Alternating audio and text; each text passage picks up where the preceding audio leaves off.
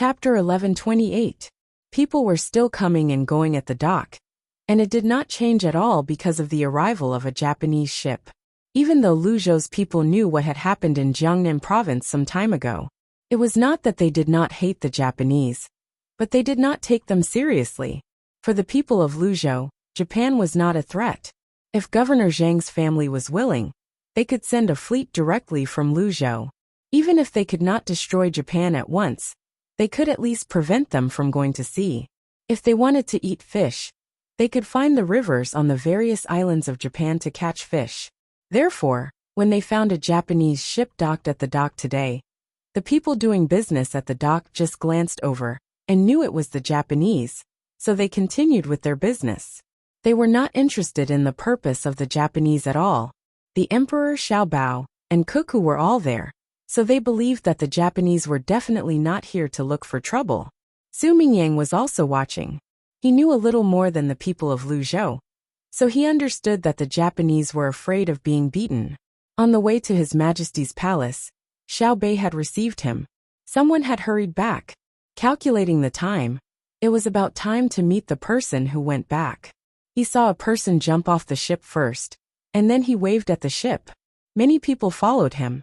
Some of them were tied with ropes and were pushed to the shore. Yo! They are playing the trick of injuring themselves to gain sympathy and sending scapegoats? Poor people, poor Japanese ruling class. They are so scared. Unfortunately, it's useless. You don't know what Zhang Xiaobao and Wang Wan are planning this time. They want your country to fall. It's not just a matter of extortion. Seeing the situation of the Japanese, Su Mingyang immediately knew what the other party was up to, so he sighed with emotion. He thought that he knew Zhang Xiaobao and Wang Wan well. The two of them would not let Japan go. Although they usually did things, they always liked to leave a way out for others, such as what happened to him a few days ago. However, leaving a way out referred to the people of Great Tang, not to the outside world. It was not so easy to talk to the outside world. Leaving a line for internal affairs is magnanimous, but leaving a line for external affairs is weakness. Especially when it came to the Jiangnan Dao, Su Mingyang felt that he could analyze it, let alone the people in the imperial court.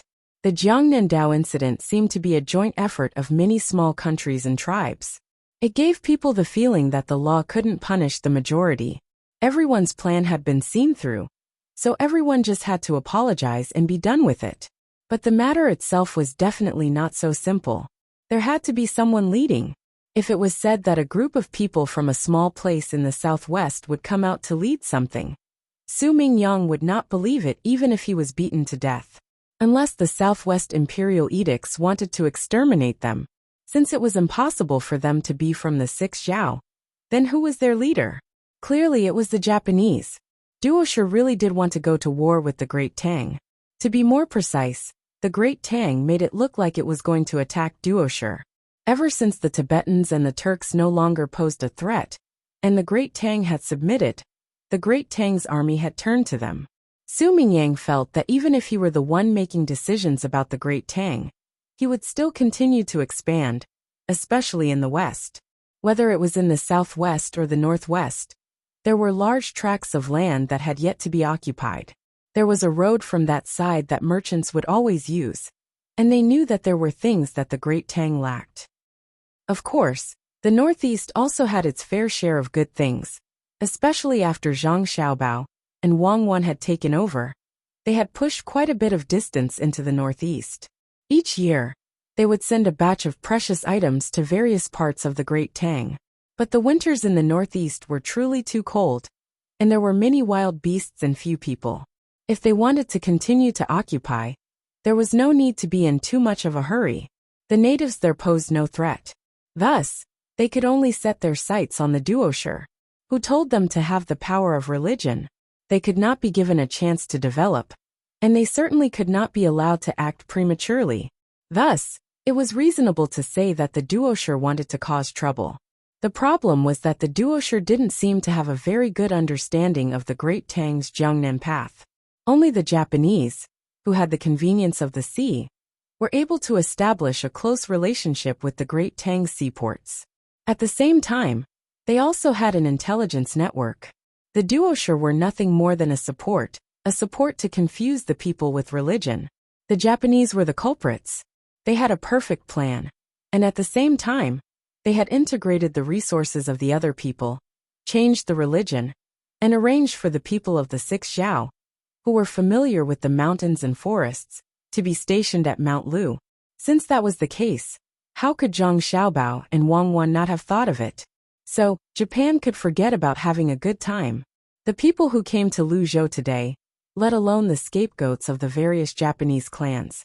Even if their own clan leaders came, it would be useless. Su Mingyang watched as the Japanese disembarked from the ships, thinking to himself. The only thing he could not understand was why Zhang Xiaobao and Wang Wan had not sent troops to attack Japan earlier. With the Great Tang's fleet, it would have been too easy for them to occupy a place to disembark. At that time, they would be able to continuously transport soldiers over. And then the cannons would open the way, the infantry would advance, and the navy would support them from the side. There would also be hot air balloons in the sky. In less than a year, they would be able to flatten Japan. However, the truth was that the two of them were indifferent. Apart from making a fuss, they did not do anything else. It gave the impression that they had endured this matter, and even gave the other party a chance to negotiate. Most of the Great Tang's forces were gathered in Jiannan. In the name of helping the Tubo disaster relief, many people had gone there, including those who could fight, and those who could support logistics. They looked as if they were going to attack the duoshi. Then they just left the soldiers there, and did not move. Instead, the imperial court sent out generals to attack and harass the duoshi. To be more precise, Wang Wan took advantage of the Great Tang's advantage of having many horses, and the shortcoming of the duoshi, telling the Great Tang generals to go over and play a magnetic tactic with the duoshi. The Great Tang's army was divided into waves and engaged in actual combat. At the same time, the speed of the advance and the ratio of casualties were limited. What exactly was Wang Wan planning to play? If he were in the position of the two of them, with the current economic foundation of the Great Tang as a backing, he would have already attacked. Yet the two of them were walking slowly, giving the impression that they were in their 70s or 80s. He had never seen such a clingy person. They actually brought His Majesty to Luzhou to play. Nominally, they were going to look at the railway, but what was there to look at? It did not matter whether they looked at it or not. Could it be that the speed of cultivation would double just by looking at it? I really don't understand. Could it be that they think that the Great Tang is already doing well and have lost the desire to improve? If that's the case, perhaps there will be internal strife in the Great Tang. While thinking about this matter, Su Mingyang walked to the side where tea and soup were provided. He asked for a bowl of hot tea, sat on a stool, and drank 2 mouthfuls before sighing in puzzlement. As soon as he finished speaking, a child's voice suddenly sounded from behind him. Su Mingyang, as an official of the imperial court, you don't want to build a good place. Instead, you're thinking about internal strife in the Great Tang. Do you know that your words will shake the hearts of the ordinary people? Su Mingyang was startled. He turned around and saw Zhang Xiaobei and 11 other people standing behind him. Each of them was holding an ice cream cone and eating it. Pan and the other 2 little ones had eaten all over their faces, and their little hands were full of sticky juice. However, they still tried to eat and refused to let others help them. Su Mingyang hastily explained, I speak softly. Besides, this is Luzhou. How can the hearts of the people be shaken? How can I hear you if you speak softly? If you think that the people of Luzhou will not be affected by your words, then you should say it. After a long time, you should develop a habit. Tell me, what is it that you don't know? I'll explain it for you. Don't make wild guesses. Xiaobei glared at Su Mingyang and said with a dignified look on his face. Su Mingyang smiled. He looked at Xiaobei and said, Oh, Inspector Zhang, do you know? Xiaobei nodded. I know a thing or two. I'm going to ask. I want to know why your brother and sister are not fighting Japan or duoshi now. Su Mingyang did not hold back. Xiaobei took a bite of ice cream and said, Who said they are not fighting? Duoshi is fighting now. Isn't a small-scale war a war? A small-scale war is called friction, okay? If we can't kill one person in half a day, We won't get any results even if we fight for a year. Duosher can keep sending troops. Even if they are further away, they can still make it in time. After waiting for a long time, their main force will be there, and we will be caught off guard. Can you understand? Su Mingyang was amused when he heard Xiaobei say this to him. He decided to help Zhang Xiaobao and Wang Wan teach their sister. When the time comes, they should be able to owe him a favor, right? Unexpectedly, not only did Xiaobei not show an expression of being taught, but he curled his lips and said, Su Mingyang, do you know that they can gather many people after a long time? Not bad, you are a little smart. I want to ask you, how long will it take for them to gather, and how many people can they gather? In my opinion, a year's time is enough. Even if the journey is long, if you don't take the opportunity to destroy their vanguard now and occupy the advantageous terrain, when their main forces arrive, it will be difficult to deal with your family. You are fighting now, using cannons and guns. Your sister also stipulated that there should not be too many casualties. When the time comes, they should learn how to guard against it. When the army rushes in, if your sister wants to use cannons and other weapons to fight, the effect will definitely be far worse. If it were me, I would immediately go to Tubo, where your family's Qinghai Lake is located, and gather the troops to kill Duosher's vanguard, so that they can't figure out the situation and understand our tactics thoroughly. Then, they will continue to lead the army forward and take down all of Duosher in one go. As Su Mingyang spoke, he picked up a broken shell on the ground and drew a map at his feet for Xiaobei and the others to see, not caring whether they could understand it or not. Xiaobei looked at the map, picked up a shell, and filled in the places that Su Mingyang didn't draw, and said to him, "This is where Duosher is. How long do you think it will take for us to fight our way there? So big." Su Mingyang really didn't know how big Duosher's territory was. When he saw what Xiaobei drew, he also knew the difference between the distance on the map and the actual distance, so he said in surprise, "How big do you think it is? Even if we advance at full speed, what do we use to push? Can our people adapt to the local climate? Do they have a good relationship with the locals? Have the intelligence troops infiltrated? Do you think that war is about who has more soldiers, who has more brave soldiers, and who has more advanced weapons? Brother and sister are fighting an all-around war. We will first carry out small battles here, giving Duosher a chance to get familiar with us. Let's make them not dare to immediately send all of their main forces to us without knowing our strategy. Let's add fuel to the fire, and follow up on other aspects. We'll sow discord among them, bribe their local people to help, and destroy their economic foundation. Then, when we finally deal with them, I thought that you were smarter, but I didn't expect you to be so stupid.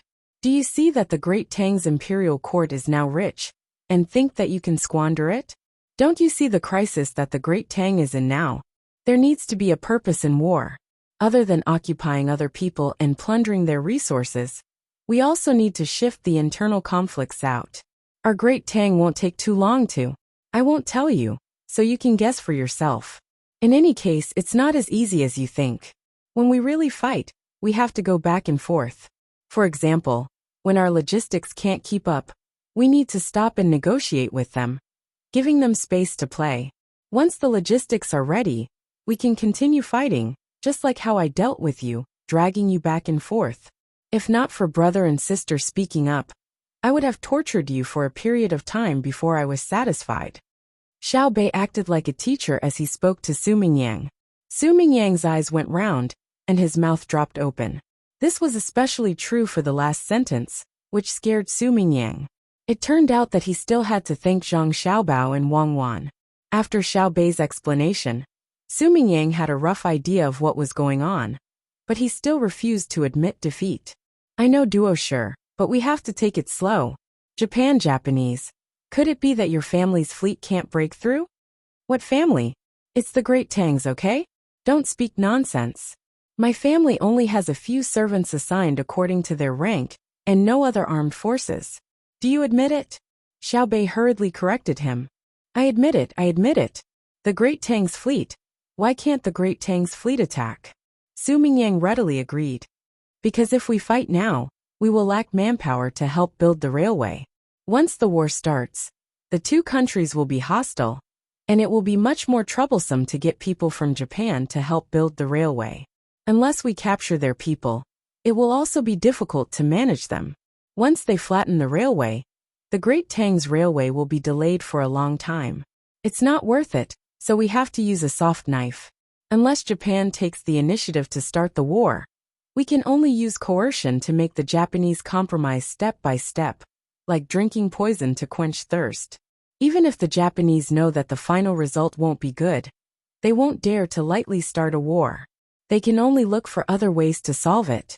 If they change a matter that should be a military conflict to diplomacy, the effect won't be worse than directly attacking, understand? You play here by yourself, I'm going back. I have to personally meet Takeshita Junichiro. Come Pan, let sister wash your face. You ate until you become a little kitten. Xiaobei said a few words to Su Mingyang, then pulled Pan, who had just finished eating and felt that her face and hands were uncomfortable, over to the side to find cold water and wash her. Su Mingyang looked at the 11 children and left in the car. Recalling what he had just said, he muttered, "What's there to show off about? Wasn't it your brother and sister who told you? Children, do you really think you know a lot?" Chapter 1129. Su Mingyang couldn't see the carriage that Xiaobei and the others were in. He turned his head and saw many people at the dock busily unloading gifts for the Tang Empire from the Japanese ships. He shook his head and whispered, "You are even more foolish. The Tang Empire is not the Tang Empire of the past. In the past, you sent a bunch of worthless things, and the emperor would give you more rewards. Every time you came to make money. Now it's useless to send anything. At most, you will be given some coupons, and you can only spend them in the designated places of the Tang Empire. There is no cheap thing in the designated places.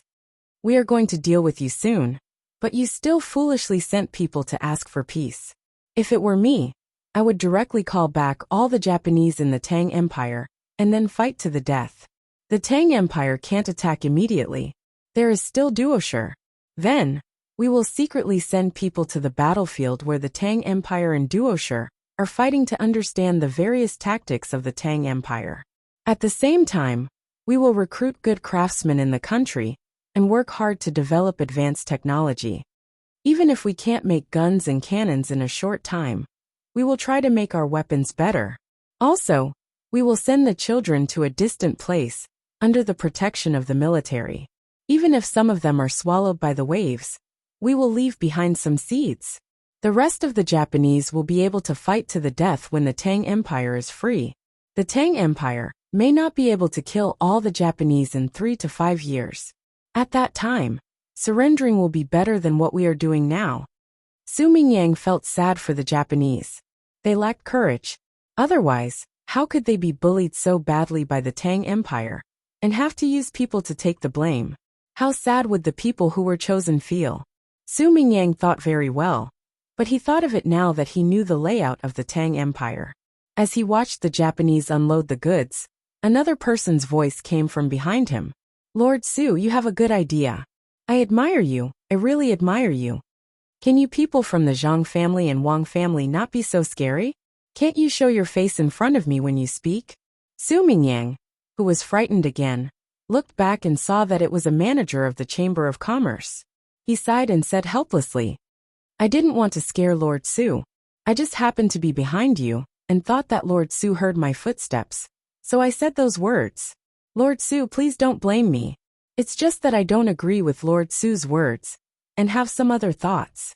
The manager of the Chamber of Commerce apologized with a smile and began to object to Su Mingyang's words. Su Mingyang asked gloomily, "Oh, do you have a different opinion too? Tell me about it." "Yes, I was thinking about it. Although Japan currently has the emperor, there are also other clans. Some are in favor of war, while others are in favor of peace. The Japanese coming to the Great Tang to cause trouble was definitely arranged by those in favor of war. If their plan in the Jiangnan circuit had succeeded, and if their backup plans in other parts of the Great Tang had also succeeded while the Great Tang was in chaos, they would have the right to speak in the country. But they failed, and they didn't cause any major losses to the Great Tang. Instead, they provoked a backlash from the Great Tang.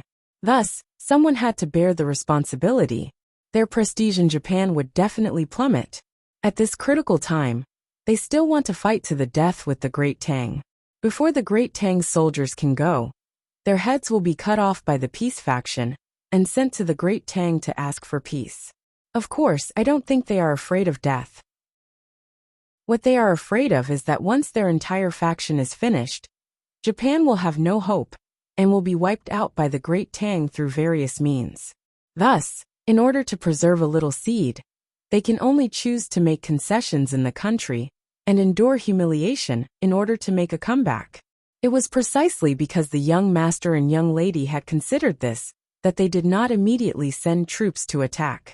Instead, they mobilized the army to put pressure on the other side and make them compromise.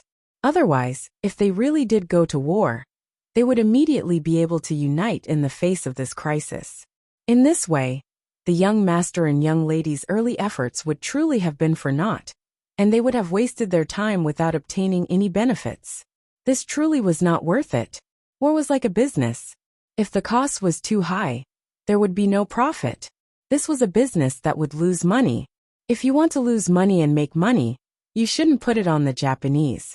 Japan has already been suppressed, so there's no need to continue making money. If you don't believe me, Lord Su, the two of us can make a bet. Before the new year, Japan will completely lose its ability to fight. I'm willing to bet 10,000 strings of cash. What does Lord Su think? The manager of the conglomerate spoke of his thoughts and proposed a bet with Su Mingyang. Ugh, there's no need. This official doesn't have that much money to bet, and gambling is not good. It's better for people to earn money honestly. After all, gambling is not the right path. Su Mingyang did not dare to accept. As the manager of the conglomerate spoke, he also realized that Japan had probably begun to engage in various struggles for power. There were countless schemes, but they were not aimed at the Great Tang, but at other powers. Before the Great Tang could even fight, his own country was already in chaos. Zhang Xiaobao and Wang Wan were truly capable. It was no wonder that they did not directly go to war. Chaos was good for them. Moreover, when he thought about the Great Tang's current situation, Su Mingyang couldn't help but sigh. The Great Tang was much better. At the very least, when the Great Tang said that it was going to fight, no officials in the imperial court objected. Even the scholars did not appear to complain that war was wrong.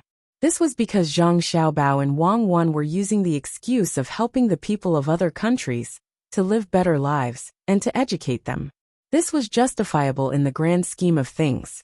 The simplest example was in the northern part of Hebei province. Because they could not survive, the people who fled and the locals of the Great Tang formed a new county.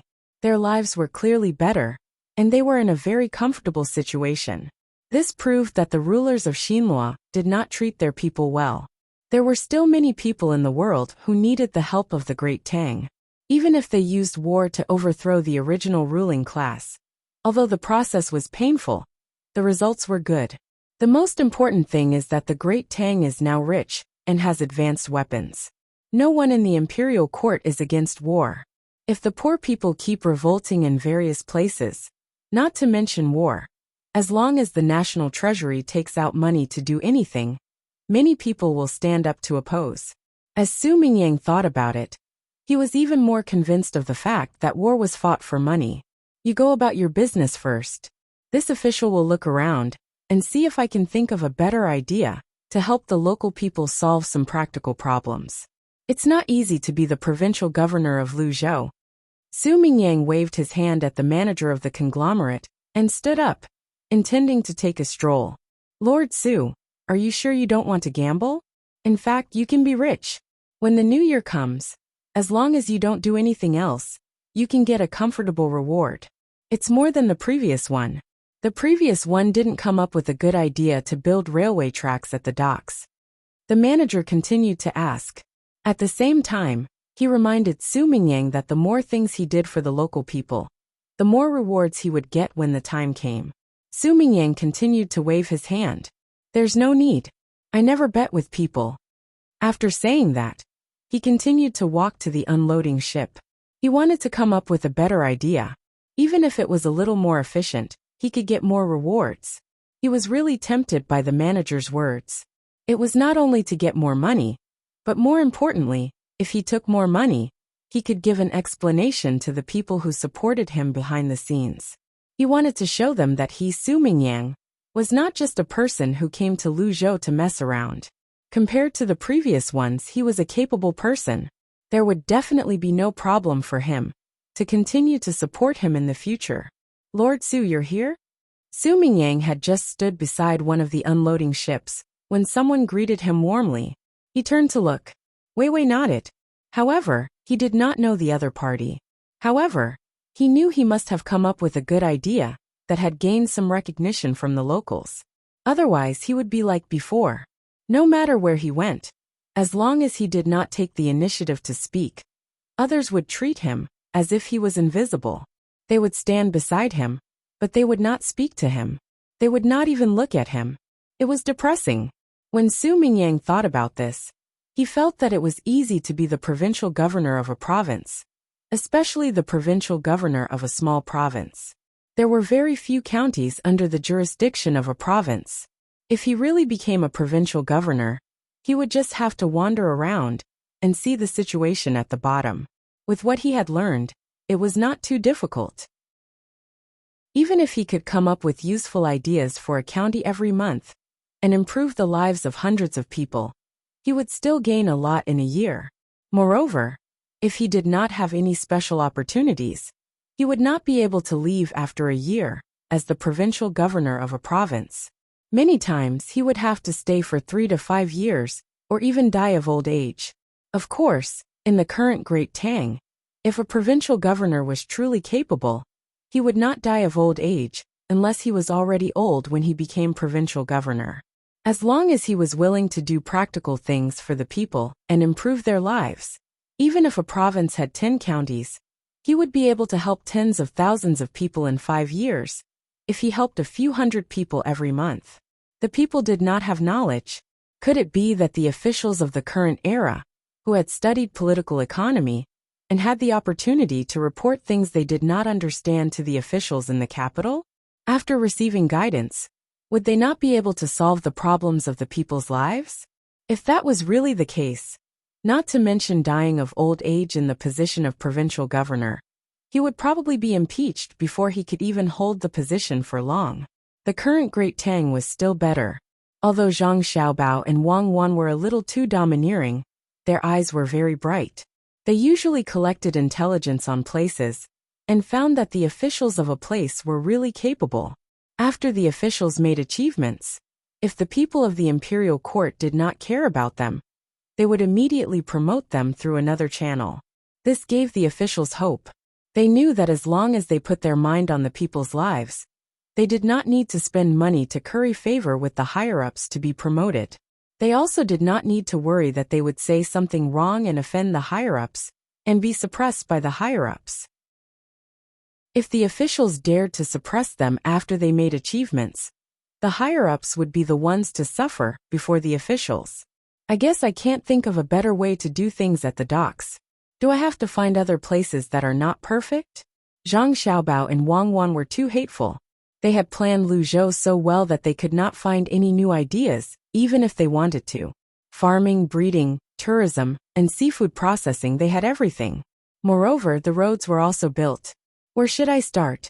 It's difficult. If there's no other way, I'll just take a look at the county below. After all, there's no one waiting for me. I don't have to worry about wasting manpower and money. Su Mingyang wanted to reap more benefits and was prepared to continue working hard. However, he suddenly realized that it was too difficult to do anything outstanding. However, he did not give up. He did not believe that all the plans were perfect. Even if they were perfect in the past, as the place developed, there would be new areas that could be improved. If he seized the opportunity, he would be able to earn more money. With that thought in mind, Su Mingyang left the docks and found a carriage. He instructed a servant beside him to return to the mansion and report that he was going to the county below. Then, he sat in the carriage and waved his hand. With great ambition, he made his way to the county. Compared to Su Mingyang's ambition, Takeshita Junichiro was trembling with fear. He took a few people who had lost in the family struggle as scapegoats and rushed to Luzhou as quickly as he could. At first, he was happy because the Emperor of Great Tang, Zhang Xiaobao, and Wang Wan had not left Luzhou for the time being. The information he had gathered in Hangzhou had not left him in vain. Otherwise, if he was late, who knew what Zhang Xiaobao and Wang Wan would think? Would they think that he was stalling for time and send troops? However, as soon as he arrived at the docks, before he could ask where the Emperor of Great Tang was, he first learned from the conversations of the local people that Nanzhao had sent people over. Moreover, they had received a certain level of understanding and would send more leaders over soon. He did not know if they were going to be beheaded or locked up. Perhaps, what he did not want the most was to be forgiven by Great Tang. If that was the case, Japan was in danger. When his ship passed by Chuanzhou, the information he received there was not very favorable to Japan. The Duoqi people had moved, and then the Tang army had moved as well. When he first received the news, he was happy for a moment. However, who knew that before he could finish being happy, he received the following information. Duoqi first gathered 2,000 people, then continued to gather thousands of people, but they did not send them forward. What could 2,000 people fight? They were not the Zhang families or Wang family's protection team. If it was a 2,000-strong protection team, perhaps they would have a very strong combat power. They would not be at a disadvantage when facing an ordinary 20,000 to 30,000 army. But did Duoqi have that ability? 2,000 people. The cavalry guarding Qinghai Lake would be gone in a circle. They did not even need to use cannons. They just needed to organize the cavalry and attack. Although Duoqi was also a cavalry, when the two armies were close to each other, the cavalry of Great Tang had guns. Those called rifles might not be very accurate when they were moving, but how could the troops of the Zhang Xiaobao and Wang families not have guns? Guns were too disgusting. When the two sides were close to each other, they would be shot down by guns. Could it be that Duoqi did not know and ran over to die? However, the next news he heard was even more uncomfortable. The Great Tang had sent troops, but they were not the local soldiers of the Zhang Xiaobao and Wang families who had actual combat experience.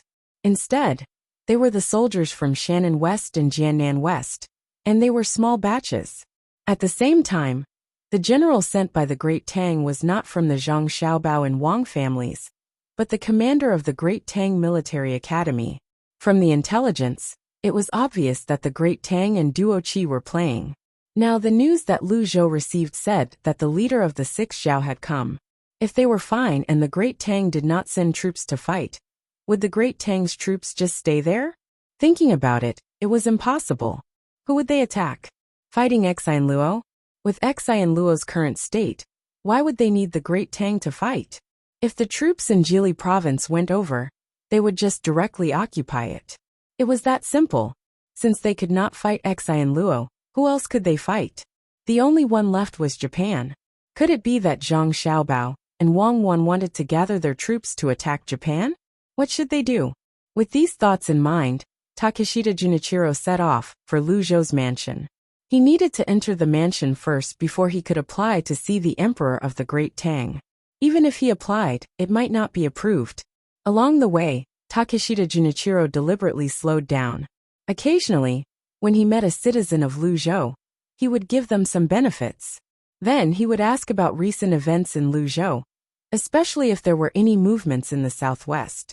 He wanted to gather more information. This time, Takeshita Junichiro had brought many gifts to Great Tang. The most direct was silver. 3 million taels of silver were temporarily in Hangzhou. Along with the ship were corals, large abalones, and dried abalones that had been there for several years. These were all things that the great families of Japan had taken out from their homes. Otherwise, they would not have been able to gather them. Takeshita Junichiro found this incredible. The economy of Japan was developing normally, and every time they traded with the Great Tang, they would get a lot of money from the Great Tang, which they could use to buy things back. At the same time, countless merchants from the Great Tang went to Japan to do business, especially with the development of tourism. In this way, Japan should be very rich. Moreover, They had rented ships from the Great Tang to go overseas. For now, only a few ships were out there. It was not that they did not want to send more, but the Great Tang had stopped renting ships. The gunships and steam engine ships out there had not received orders from the Great Tang yet. They hoped that they would not return too quickly and would stay out there to plunder more things. Since they had developed, increased trade, and had money, why couldn't Japan take out money? Where did all the money go? Takeshita Junichiro could not understand. The more they developed, the poorer they became. Japan's national treasury was empty, and the Japanese people could not fork out more money. If they were forced to collect money, it would not be difficult to gather 10 million strings of coins. However, no one dared to do so. Moreover, 10 million strings of coins would not be much if they were distributed to everyone. What was the reason? The more Takeshita Junichiro thought about it, the more confused he became. He had to analyze the information he heard from the people in Luzhou. It did not take long for him to feel a splitting headache. Yamamoto and Yamamoto were just as uncomfortable as Takeshita Junichiro. They had been temporarily conscripted and had given up on their original tasks to accompany him. It was not that no one from Japan could come, but even if they came, it would be useless. The Great Tang was developing too quickly. It changed every month. It would take a long time for people from Japan to familiarize themselves with the Great Tang's situation, let alone come and talk to the Great Tang's emperor. Yamamoto and Yamamoto often traveled between the Great Tang and Japan. At the same time, they collected all kinds of information in the Great Tang and tried their best to learn as much knowledge as the Great Tang could teach them. Even though they knew that the Great Tang would not teach them advanced technology, they still earnestly learned what they could. It was mainly because of the teacher who was teaching. Even though he had already received instructions, he would still inadvertently say something that he shouldn't have said during the lesson. They also kept in touch with the students of the Great Tang. From time to time, they would hold banquets or poetry gatherings. They would continue to collect information and learn while having fun and chatting. Yamamoto and Yamamoto had worked very hard. When they held banquets, they were willing to spend money. No matter how much money they spent, as long as it could make the students of the Great Tang happy, they were willing to spend it. But usually the two of them were very thrifty. They cooked their own meals and never went out to eat. If they went out to eat, they would spend more money. They gathered the people sent from Japan and took turns to cook every day. They ate the most ordinary food according to the season. They ate whatever was cheap. At the same time, when they had free time, they would lead the other Japanese to do small business. Real business was not the kind of business that was swindling. Even if they wanted to, they did not dare to do so. With their intelligence, they could earn a few hundred strings of coins every month. Then, they would subsidize it into the activity funds provided by the country. They continued to treat the students of the Great Tang to eat, drink, and play, also that they could obtain useful information from the mouths of others. Their clothes were usually made of linen. They only wore a few sets of pure cotton and silk clothes. They would only wear them during poetry gatherings to appear more presentable. They even found a mountainous area outside the Four Seas Academy and reclaimed it. They planted some crops and raised a few chickens. This way they could save a lot of money. However, even with such hard work, what would come eventually. Seeing that someone in the country had come up with a bad idea and had been seen through, the movement of the Great Tang's troops was unknown, and the Great Tang's attitude was unclear as well. The two of them were anxious like Takeshita Junichiro. Reward. Takeshita Junichiro said to Yamamoto, who was sitting in the carriage.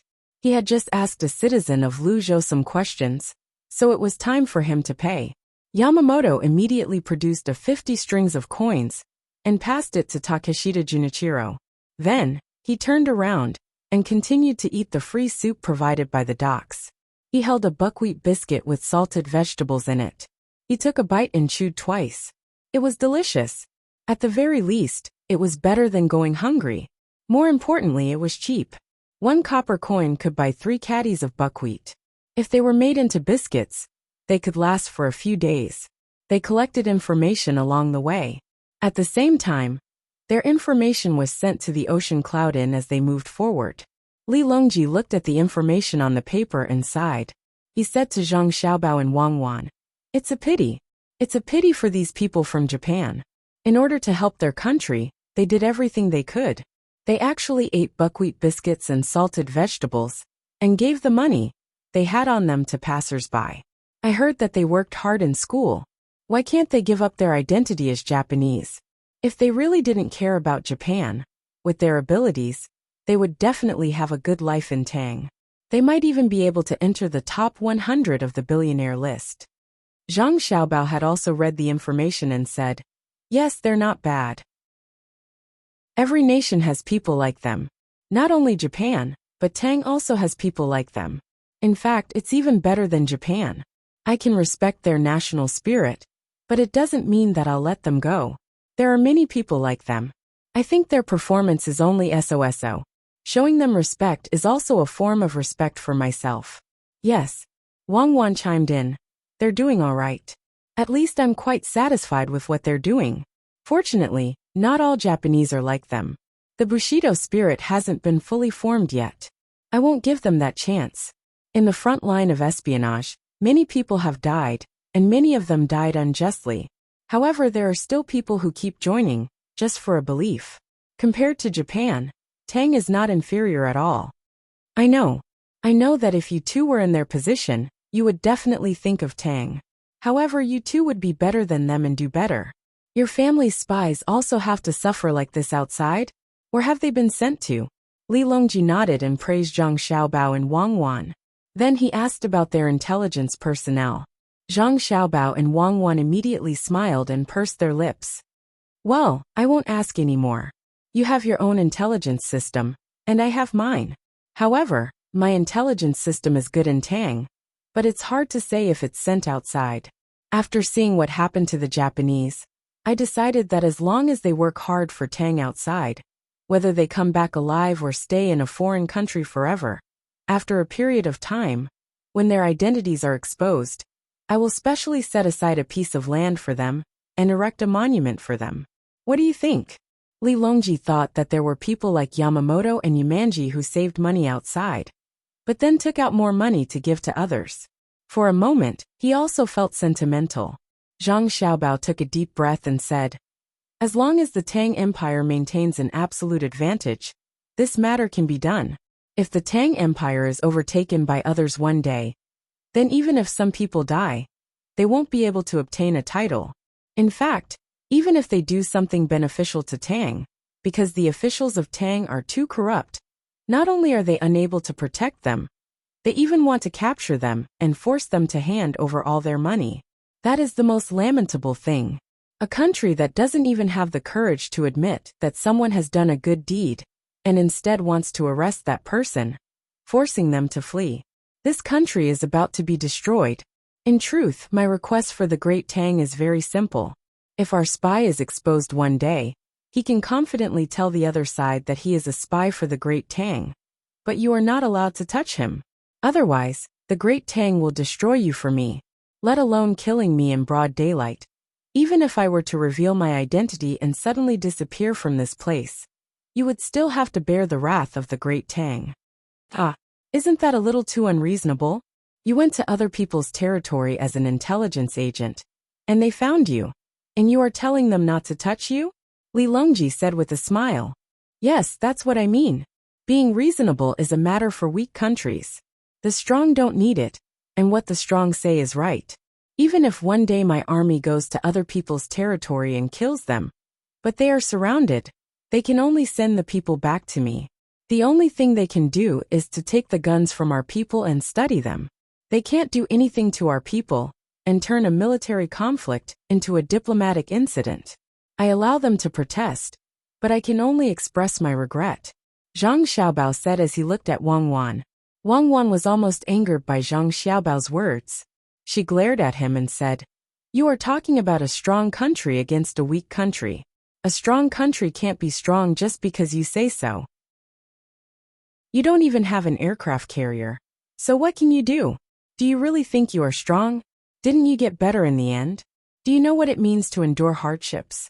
I didn't say anything. Zhang Xiaobao looked at Wang Wan blankly. In the end, she rolled her eyes again. Li Longji was confused. He didn't know what the two of them were talking about. He felt that it was a mess, so he asked, "What is an aircraft carrier?" "Let me explain."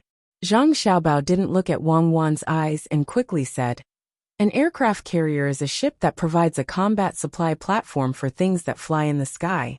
For example, our hot air balloon can fly in the sky. If we attack other people, and they have cannons by the sea, what do? We use a hot air balloon to attack. But it is impossible for a hot air balloon to fly to a place by itself. It is too far away, and the things inside will be burned up, so it can't fly to a place. What do? We use a ship to pull it, just like the one we have now. But for an aircraft carrier, it's not cost-effective to only use it to carry hot air balloons. So we'll use planes instead. Then, we'll throw down powerful bombs from the planes. With a wave of attacks, the entire coast will be cleared. It would be even better if we could fly further and directly blow up the enemy's military camp." Li Longji suddenly understood. Then he said, "The two of you keep talking about planes, but why haven't I seen one yet? Where are the planes? Can't the Ministry of Works figure it out? Tractors are already available, so why can't we use planes?" This, Zhang Xiaobao was surprised. In theory, with tractors we should have planes. But theory is just theory. It is still a little difficult to turn it into reality. The main problem is that we don't have enough fuel. It is not easy to burn it up. Besides, our diesel engine is too heavy and can't fly in the sky. A speed of 120 miles per hour is too slow. We have to solve the power problem first. Let's try it next year and see how the fuel refinement is. There is also the problem of the diesel engine's weight and volume. We can't let it burn out, right? If the diesel engine in the tractor burns out, then so be it. At most, we can send a few more people to carry it. If it burns out while flying in the sky, then it will really be a disaster. Of course, the people on top can parachute down. But at the critical moment, if they jump down, the tactical objective will not be achieved, and it will be over. So, Your Majesty, you have to wait. Don't be anxious, please don't be anxious. How can I not be anxious? Others have it, but I don't. Do you expect me to just take a beating and not fight back? Can a hot air balloon beat a plane? Is that aircraft carrier easy to build? When Li Longji heard Zhang Xiaobao's words, he became even more anxious. He was still thinking about how awesome a certain country was. Now that he heard Zhang Xiaobao's words, he immediately guessed. That country already had an aircraft carrier and a plane. He was not thinking about long-distance bombing. Instead, he was thinking about the two countries' ships encountering each other from afar. Then the country's plane would take off, while his country's hot air balloon would take off. The other country's plane used diesel engines, while his country still burned firewood. How could the speed be the same? If the wind was not favorable, and the wind was relatively strong, the hot air balloon would definitely not be able to outrun the tractor. At that time, the other country's plane would throw bundles of grenades at his ship, and his hot air balloon would be knocked down by the other country's plane before it could reach its destination. Not to mention fighting back, they would not even be able to parry the other country's plane. Zhang Xiaobao felt that he had been fooled too much. He swallowed his saliva and said, "Let's talk about the hot air balloon. Theoretically, the hot air balloon would not be able to defeat the plane. But there are always exceptions. If the range of the weapons is the same, other than the plane being more agile and faster, as long as it does not fly too high, the hot air balloon's machine gun would still be effective against it. According to what you said, standing on the ground and shooting at the sky would also be effective," Li Longji said angrily. Yes. This is the legendary air defense position." Zhang Xiaobao nodded and admitted embarrassedly. Who was the one who had been fooling around and talking about what would happen in the future? In the end, more than 10 years had passed, and the plane still had not appeared. Who asked him not to specialize in this? Wang Wan was the same. If there was a plane, she could use it, but it would be difficult for her to build it, even if it was a crappy first-generation plane. Unless the person who came with him was a team of talented students who studied seriously, there was no need for a doctorate. Even if it was a bachelor's degree, as long as they studied hard and built a batch of planes, the plane would have appeared long ago. A profession was a profession, and he had to admit defeat. However, his profession was not this.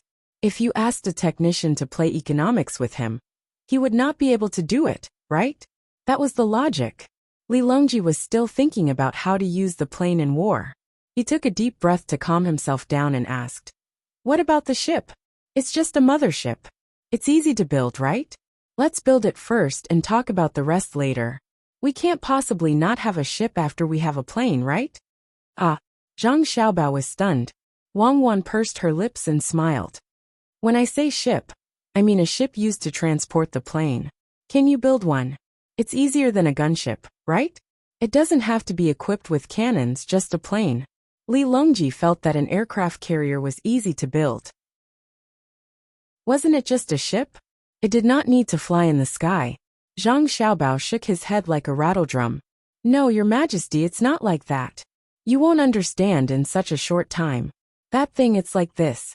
Planes don't fly like hot air balloons on the ship.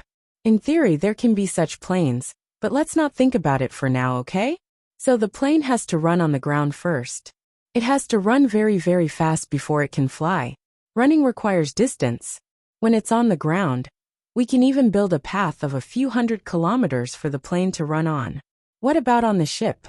Then, our aircraft carrier also needs the ability to travel long distances. And it also needs to be equipped with various." At this point, Zhang Xiaobao paused for a moment, then looked at Wang Wan excitedly and asked, "Madam, what do you think is the shortest gliding distance for the lightest plane, the simplest plane? We don't need to build an aircraft carrier to be very powerful. We just need to build a plane. Our plane is not some heavy bomber, right?" I said no. Does a country that only knows how to protest still need an aircraft carrier? Wang Wan turned her head and said, "With an aircraft carrier, won't they have more confidence when they protest? If we first build an anti-gravity warship that can go to outer space at any time, who won't tremble when they protest? What I mean is our requirements are low now. When the plane comes out, a bigger ship, even with a hard plank, should be enough for the plane to take off, right?" Zhang Xiaobao quickly followed Wang Wan's words. There was no other way. The concept of men being superior to women did not seem to appear in him and Wang Wan. Of course, the concept of women being superior to men was also impossible, unless Wang Wan had a special hobby. But that was impossible. Wang Wan's expression eased a little. She frowned and said, "Okay, then what do we need a plane for? You're already in the lead now. If you use a hot air balloon to fly up, other than staring, what can they do to you? Also, a hot air balloon needs much less fuel than a plane. It's fine as long as it can take off. Then, it depends on the direction of the wind. Do you think that if we give you a large aircraft carrier and a few large bombers, without bombs, what's the difference between them and our current military strength? Of course, this means that with better technology, we can make more tractors.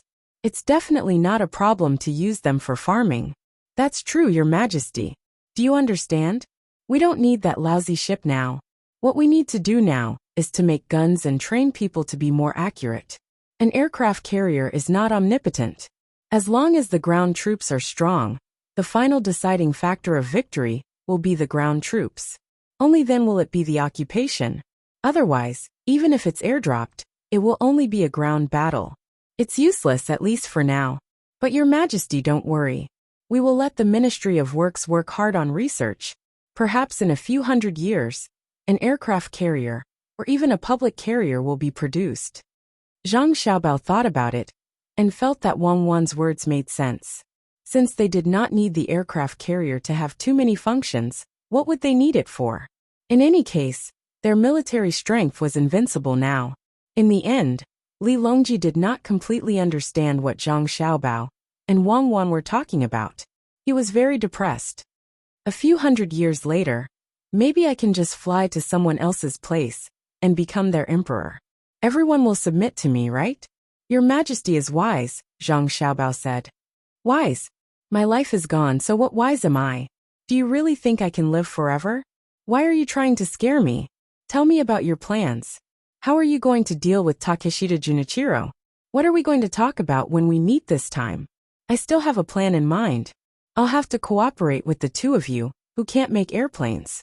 Li Longji also knew that Zhang Xiaobao and Wang Wan were more anxious about the development of technology than he was. But they still did not have any good ideas. Therefore, he endured it for the time being and asked about his cooperation. Since they were not going to attack Japan, they had to achieve their goals. Seeing that Li Longji was no longer forcing him to build an aircraft carrier, Zhang Xiaobao finally heaved a sigh of relief. He was indeed rich in the past, but no matter how rich he was, it had nothing to do with an aircraft carrier. Even if you had the money to buy it, no one would sell it to you. By the time someone was willing to sell it to you, they would probably be able to perform space jumps. What was the point of having an aircraft carrier then? Fishing. Zhang Xiaobao smiled apologetically at Li Longji and said, "Your Majesty, you don't have to meet Takeshita Junichiro personally. He's not qualified yet. You can continue to play in Luzhou. Leave the matter of meeting Takeshita Junichiro to Xiaobei. I'll give her a few instructions and she'll know what to do. Don't worry, Xiaobei will definitely have no problem handling this kind of matter. We'll keep the 3 million taels of silver first. This is a huge sum of wealth. It'd be a waste if we don't take it. When it's time to deal with Japan, we'll have to deal with them. When the leaders of the Six Zhao arrive, we'll make Japan do what they should do. For now we just need to give them a little hope. I don't believe they'll dare to use force against Tang immediately." Li Longji's expression eased a little. He was still worried that the other country would come and attack them. If they had nothing, they would be bullied to death. After pondering for a moment, Li Longji said, "There's something I don't understand. Xiaobao Cuckoo, since we already have our own paper money, why do we still have to keep gold and silver?" "Xiaobao, you've said it before. It's nothing more than a basic currency problem. We have the technology, so why are we afraid that others will make trouble with the currency?" "Your Majesty, you're talking about this problem. How should I put it? If we say that gold and silver are important, they're really not that important. Indeed, we're keeping them for the time being, because we're afraid of problems. However, even if we don't have these two things, the current currency system can't be shaken by others. However, these two things have another use. First, it's beautiful, especially the gold powder. When you use other things to decorate something, the effect won't be as good. It's really beautiful. Second, we need electronic components. We're still lacking a little. It's fine if we don't use these two things, but the efficiency is low. In the future, it won't be good if we don't use them. If the resistance is slightly higher, the things won't be able to withstand it. Then, it'll become an electric furnace. You wouldn't want to use any electrical appliances in the future to suddenly emit smoke when you use them, right? Also, how should I put it? It means that in the future we definitely can't use gold and silver. Furthermore, you don't have to care about the value of those things, and I don't care about the value of those things. However, I do care about other things. You can use them to bribe people, right? For example, you can build a big palace with gold. It'll be cool to lie down in it during summer, right?" As Zhang Xiaobao explained, Wang Wan laughed again. "When I die, I'll lie in a coffin made of gold. Does that mean that there's still hope for me to come back to life? You're always lying to me. And you haven't even built the plane yet. Do as you see fit. Don't look for me for small things in the future." Li Longji indeed didn't understand the importance of gold and silver in electronic components. After he finished speaking, he waved his hand and turned to leave. "You must be doing those shameful things again," Zhang Xiaobao whispered to Wang Wan as he watched Li Longji leave. "What is it that can't be seen?" Wang Wan asked in surprise. "Things about the continuation of life and inheritance of a race. It's hard to explain. Let me show you personally. Come, let's go to the back." Zhang Xiaobao pulled Wang Wan's hand. "If I don't go, you're a hooligan. See, you admit it. As expected, it's shameful. Let's find a place where there's no one." Chapter 1130. While Li Longji, Zhang Xiaobao, and Wang Wan were all resting, Xiaobei was extremely energetic. She had been waiting to meet Takeshita Junichiro. She had been sleeping for a long time, just to show Takeshita Junichiro her face. As for the others, especially Li Longji, who Takeshita Junichiro really wanted to meet, it was impossible for them to answer him correctly. Only a child like Xiaobei, who liked to talk to outsiders, was willing to give him face. In truth, Xiaobei's main goal was to train herself. Even though she knew that she was already pretty good at speaking diplomatic terms in Great Tang, she still felt that there was still a gap. This was especially so when she was facing her brother and sister. They did not seem to need to think at all, and could casually answer her more profound diplomatic questions. In her opinion, speaking about her brother and sister was as smooth as eating noodles. It could be said that she could speak as soon as she opened her mouth, and there was no repetition. She did not know how her brother and sister trained. When she realized that she was the stupidest of the 9, Xiaobei felt a sense of crisis. She could not draw, shoot, commentate on sports, calculate, literature, or martial arts, and so on. In these situations, she felt that the only thing she could do was to stand at the very front. Only by shouldering all the external matters would she be able to balance out a little. Otherwise, wouldn't she become the most useless? Even if her brother and sister kept saying that her position was actually just as important. With such thoughts in mind, Takeshita Junichiro had a chance to come into contact with the upper echelons of Great Tang. Before dinner, Takeshita Junichiro saw Xiaobei.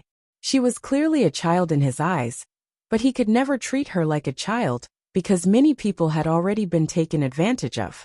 Takeshita Junichiro admitted that it would be very difficult to scheme against Xiaobei. Perhaps Xiaobei was not smart enough, but she was still competent in dealing with external matters. Takeshita Junichiro brought Yamamoto and Yamamoto to the side courtyard of Heienjian restaurant. After a series of body searches, he saw Xiaobei sitting high up. At this time, Xiaobei had already changed her clothes. She was wearing the official attire of Great Tang's imperial court officials. If one had to find something different, it would be the pattern on her body and the 2 kinds of fish bags on her body. But what did that count for? Even the emperor of the Great Tang, Li Longji, didn't care. Were they supposed to find any flaws in this matter and use them to threaten Xiaobei? Takeshita Junichiro was well aware that as long as the Zhang family and the Wang family did not rebel, the emperor of the Great Tang, Li Longji, would not pursue the matter no matter what Xiaobei and the other children did. Even if they shouted that they wanted to rebel, Li Longji would not care. Who's next? Xiaobei's eyelids drooped as he asked the 3 kneeling Takeshita Junichiro. She didn't put on any makeup at all. Her naturally formed long Weiwei eyelashes made her look like a doll for sale. Takeshita Junichiro had the same thought. He really wanted to sell a doll. But when he heard what the doll said, he couldn't help but feel stifled. How could she not recognize him? He even got a lot of money from me. A citizen of this country, Takeshita Junichiro, greets Inspector Zhang. Takeshita Junichiro had no choice but to follow Xiaobei's words. Oh, so it's Ichiro. The other 2 look very familiar. Could it be that they are from a mountain temple? We're all familiar with each other. Quickly get up and speak. Don't stand on ceremony. Give them a seat. Xiaobei's drooping eyelids returned to normal. Her large eyes blinked in surprise. Li Longji, who was using a refraction mirror to look at the situation in a nearby room, immediately covered his mouth and laughed. He gave Zhang Xiaobao a thumbs up and whispered, "Amazing. He's good material to be an official." Zhang Xiaobao did not say anything and gestured for Li Longji to continue watching. Li Longji's gaze landed on the refraction mirror again. He saw someone bring over 3 small stools and place them beside Takeshita Junichiro and the other 2. Takeshita Junichiro and the other 2 had no choice but to thank him. Then they sat on the stools. However, they felt that it would be better to kneel. At least kneeling would be more comfortable. The stools were too short. They were 3 inches off the ground. If they curled their legs, it would be sullen. If they straightened their legs, they would probably be chopped off by Xiaobei's men. Helpless, they could only sit like that. It was even more uncomfortable than sitting at the doorstep of an angry wife. Seeing them sit down, Xiaobei asked in confusion, "Why are the 3 of you looking for me?" The 3 of them were already used to Xiaobei's obvious question. Takeshita Junichiro replied, "We are here on behalf of Japan to ask for punishment. We hope that the Great Tang will let Japan off. The previous matter was not arranged by our emperor. The emperor had no idea." "What matter? Crime?" "I don't know." Xiaobei asked blankly. "It's the matter of us Japanese participating in the Jiangnan Road. and causing losses to the great Tang. We are here to ask for punishment, Takeshita Junichiro explained. Even though he knew that Xiaobei was playing dumb, Xiaobei suddenly understood and said, I don't think that you are guilty. There is no need for you to ask for punishment. When two countries are at war, everyone uses their own methods. What crime is there? Is that right? Not at all. Takeshita Junichiro and the other two widened their eyes. Fear appeared in their eyes. Patrol Inspector Zhang, please don't say that. It's not a war between two countries. It's definitely not. The matter is like this. When people from other countries came to the Great Tang to cause trouble, a few people from Japan followed them. They hate the Great Tang and came here without the knowledge of our emperor. It's true that they are Japanese, but they don't represent Japan. When I returned, I had people arrest their family members, even if their family members don't know about it. Takeshita Junichiro was scared out of his wits. He explained nervously.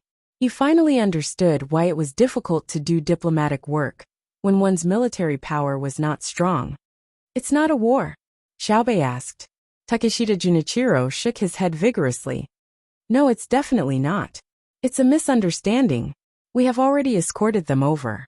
They are at your command. Oh, Xiaobei smiled embarrassedly. It seems that I misunderstood. Since it's a misunderstanding, why do we need to talk about escorting them? The ignorant can't be blamed. Since you kidnapped them, let them go. Don't affect the friendship between the two countries because of other people. Don't you agree? The three were confused by Xiaobei's words. Should they answer yes or no? This was a question that was very profound. If they did not answer correctly, it could easily lead to the destruction of their country. Takeshita Junichiro thought hard for a moment before finally saying, Patrol Inspector Zhang, I believe that regardless of whether they knew about this matter beforehand, this matter is related to them. Even if it's just the slightest bit of connection, they can't escape the consequences of their lax management. Thus, for the sake of the friendship and peace between our two countries, they must bear the corresponding responsibility. This is also an explanation to the people of the Great Tang. What do you think? What do I think? I've heard that the lives of your Japanese people aren't very good.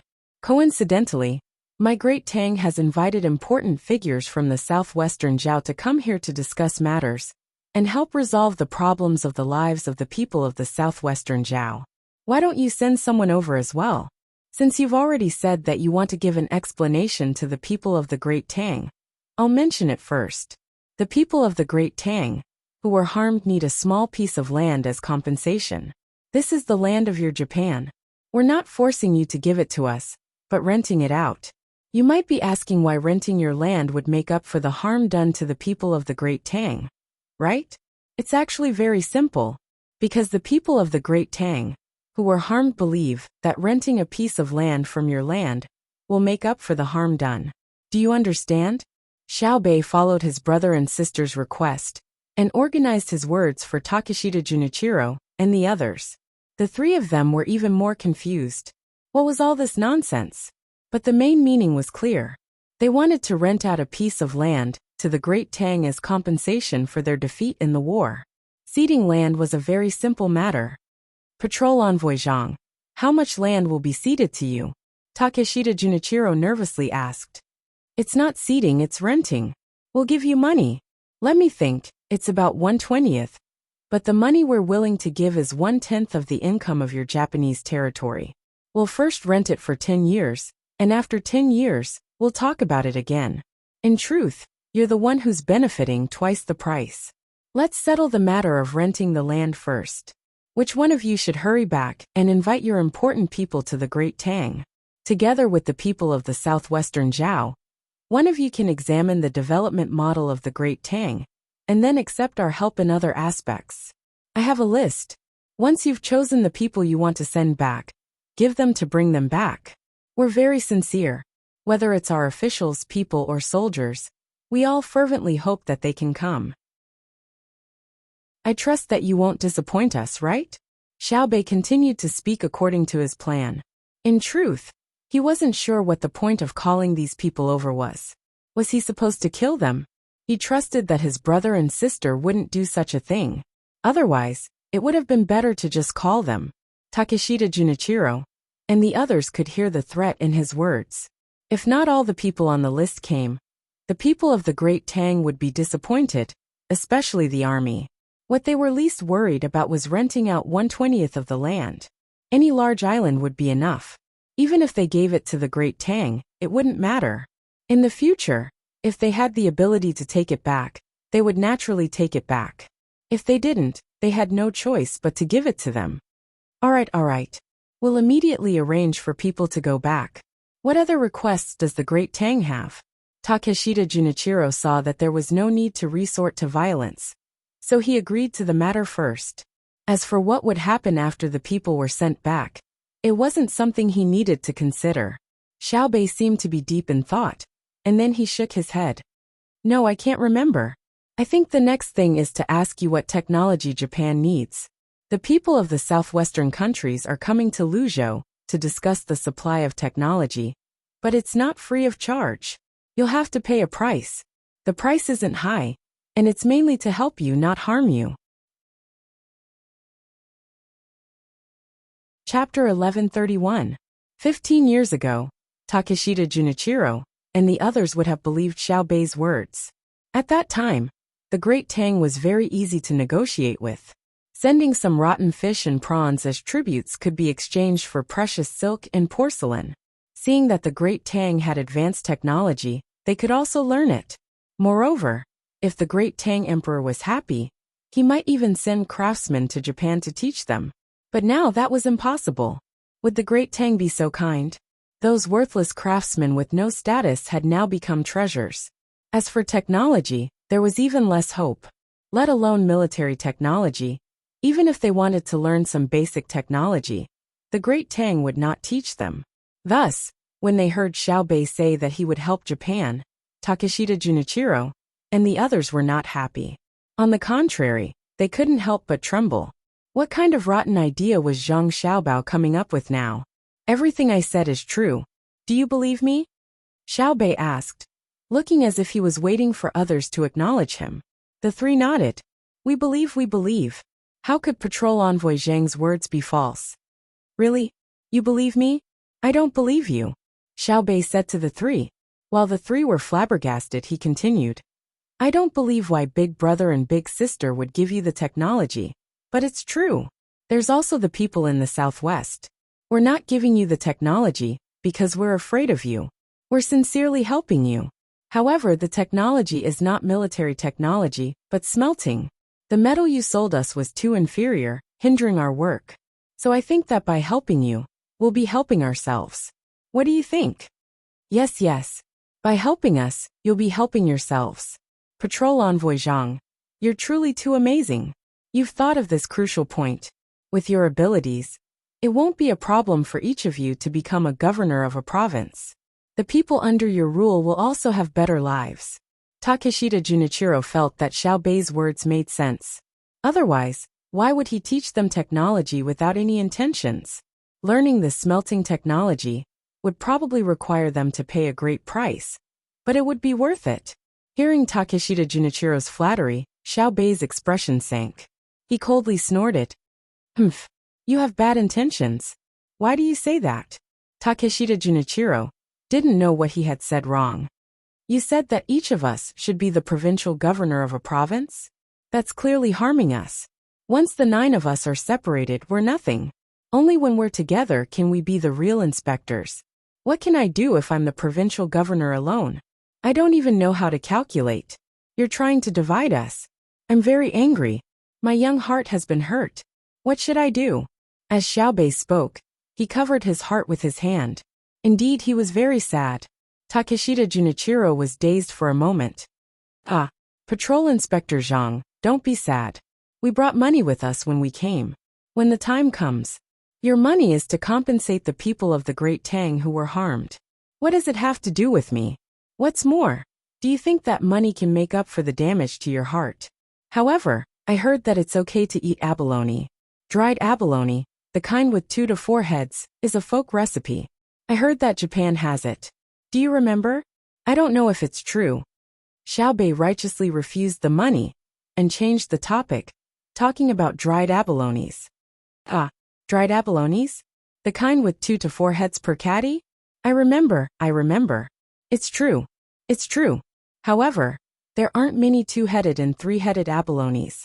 After those things are dried, they become lighter. Takeshita Junichiro understood. Xiaobei was extorting him. He wanted to eat abalone. That's right.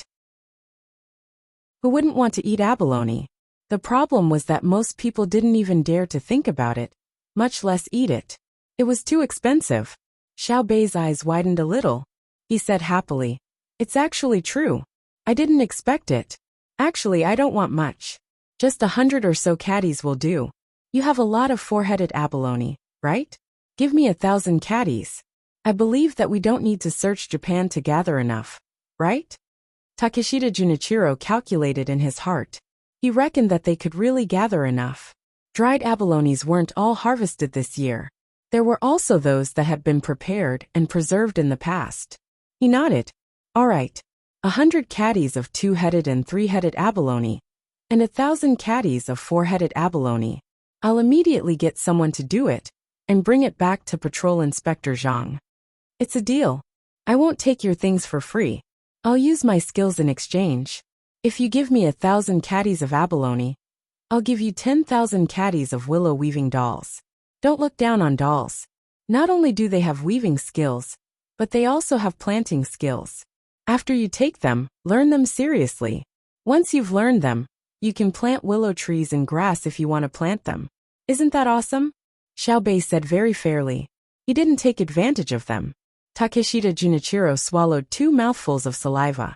Clearly, he was shocked by Xiaobei's generosity. He could have willow trees and grass in the future.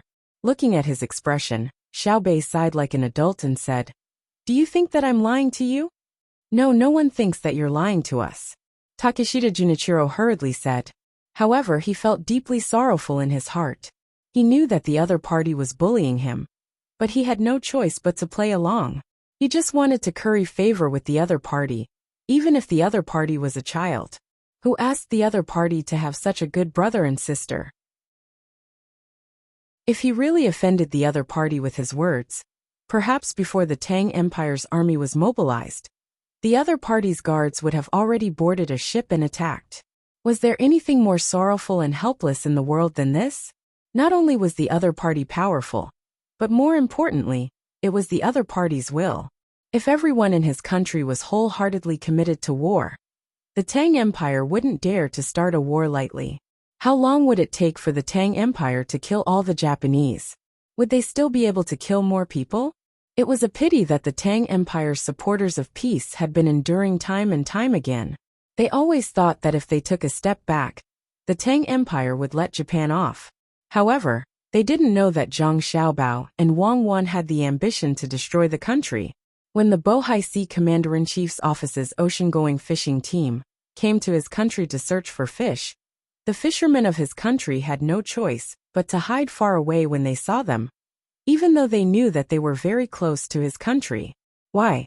Wasn't it because the Tang Empire's supporters of peace were afraid that the fishermen would offend the other party and cause them to send the Bohai Sea Commander-in-Chief's office's fleet over? What was frightening wasn't the Tang Empire's gunboats, but their will as a strong country. When the fishermen of his country backed down, what they lost was not only the harvest they were about to gain, but also their confidence in their country. As he thought about it, Takeshita Junichiro's eyes turned red. Xiaobei didn't know what the other party was thinking about. When he saw that Takeshita Junichiro was about to cry, he said angrily, "I just said that I didn't take advantage of you. Why are you crying? What's wrong with planting willow trees? What's wrong with planting grass? Isn't it good? Do you know how much the grass here is worth? 1 meter long and 1 meter wide, don't you?" How much? His train of thought was interrupted by Xiaobei's words, so Takeshita Junichiro asked in confusion. Yamamoto and Yamamoto behind him were also puzzled. Fuck, it can be calculated based on the area? If one were to say how much a pile of grass was worth, they might be able to give a number. If there were too many, they could be used to make fires. Or like the Tang Empire's current situation, they could be used to make dung and fill up the methane pools. Xiaobei gestured with his hand and said, 60 copper coins for such a big place. Of course, There are special requirements for the grass as well. Don't believe me? The grass in the soccer field is also called kuju. Do you remember? The kind that many people in the Tang Empire like to play. The three of them nodded at the same time. I remember now. The grass there is 60 copper coins for a square meter? Yamamoto really didn't know that the grass in the soccer field was worth so much. It's not a square meter. A square meter is a square meter. And the perimeter is different. It's 60 copper coins. You don't know how to cultivate abalones, so it's just a lucky income. But you can plant grass. If you can grow grass that's more suitable for soccer, we'll buy it for 100 copper coins per square meter. Since you have nothing to do, why don't you study how to grow grass? No matter how expensive two-headed abalone is, you have to find it first. The grass won't grow legs and run away, right? Xiaobei guided the three of them to develop the idea of growing grass. Just as Takeshita Junichiro and company felt that it was a good idea, they suddenly realized that if grass was that easy to grow, why would Xiaobei give them the benefits? Furthermore, they were talking about exchanging a lot of abalones for willow weave dolls. Even if they wanted to learn techniques, they didn't need dolls that weighed more than 5,000 kilograms, right? When did willow weave dolls start to be weighed by kilograms? They weren't sold by the size. Patrolling Inspector Zhang. There's no need to talk about the transaction. We are willing, so let's talk about other matters. Takeshita Junichiro felt that he shouldn't be caught up in whether it was worth it or not. If others didn't want to give them dolls, would they dare not give them dried abalones? Other matters? I've already said it before, so I won't repeat it. Let's talk about something that I didn't mention before. You have quite a number of people on the ship, right? Xiaobei was too embarrassed to continue when he saw that the other party wasn't mentioning the willow weave. He changed the topic. Takeshita Junichiro nodded. Yes, there are people escorting the goods. It's good that there are people. How about this? Let's organize a few soccer matches. Apart from the people who report back, there's nothing else to do. We can use it for fun, alright? Xiaobei said, following the idea of the lawn earlier. Takeshita Junichiro and the others were more familiar with this. In the past, Tang dynasty liked to compete with others in various things. There were boat races, polo hunting, and so on. The only thing they were worried about was what they would lose if they lost. Hence Yamamoto asked, "Are there any stakes?" No. Xiaobei shook her head. What else can you use as a stake? However, if you win each match, you'll be rewarded. I'll pay for the rewards, and I won't charge entrance fees. It's not my place to ask for money from the people of Luzhou. This is purely for fun. I don't mean anything else, alright? Otherwise all of you can't go back. There's no point in staying here, right? When they heard Xiaobei's words, the three of them were suspicious again. Since when was Xiaobei so easy to talk to? Why would she do something that did not benefit her? The three of them looked at each other. They could not see any clear hints from the eyes of the people around them. It was as though they did not understand anything. There's no harm to us? Takeshita Junichiro asked with uncertainty. Xiaobei shook her head vigorously. Absolutely not. Do I look like a liar? If that's the case, we'll participate. Takeshita Junichiro made up his mind. Chapter 1132. The competition was scheduled for the next morning. Takeshita Junichiro and the other two returned to the courtyard of the inn with a special mood. Xiaobei happily joined up with the others and began to whisper to each other. Even Li Longji couldn't find a chance to praise him. Xiaobei was probably immune to praise that didn't have any substantial benefits, even if the person praising him was the current emperor. Xiaobao, what do you think your sister is going to do?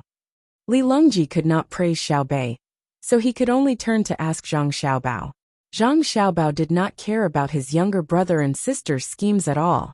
He was waiting for the important figures of the various families and the imperial family in Japan to come over, especially the hardliners. He wanted to send the main leaders to Tang and stay there for 3 to 5 years. Japan would completely fall. When he heard Li Longji's question, he casually replied, I think Xiaobei wants to get some benefits. That's what I'm asking. Li Longji emphasized his purpose. Ask Xiaobei, or keep watching. You'll be able to see something. Zhang Xiaobao still did not give the answer Li Longji wanted. In fact, he did not know what his sister was going to do, and he was not in the mood to think about it. Li Longji was depressed. After saying that he had to go back to deal with the country's affairs, he got up and left. Early the next morning, the people near Luzhou's provincial capital headed to Luzhou's stadium in groups. Luzhou's stadium was well built. It covered an area of 1 million square meters. It sounded big, but in fact it was just a square that was 1,000 meters long. There was a reinforced concrete building in the middle. There were several track and field events in it. The football field for the competition was also there. However, due to the lack of technology, there was no ceiling above, and there was no automatic opening and closing glass ceiling. In fact, it was not entirely because the technology could not keep up. If they did not care about the cost and invested manpower and material resources, like the research on cannons and steam engines, it could still be achieved. However, the cost was too high, and it was not cost-effective. If they had the energy, they might as well use it on loading and unloading goods at the docks. In the middle of the stadium was the football field, and naturally, there was a circle of grandstands around it.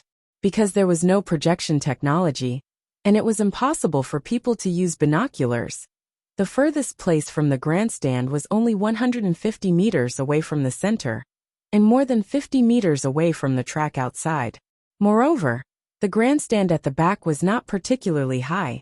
It was only 4 meters high. Just like Zhang Xiaobao and Wang Wan's gymnasium, it was empty below. It could be used as a shop and a changing room.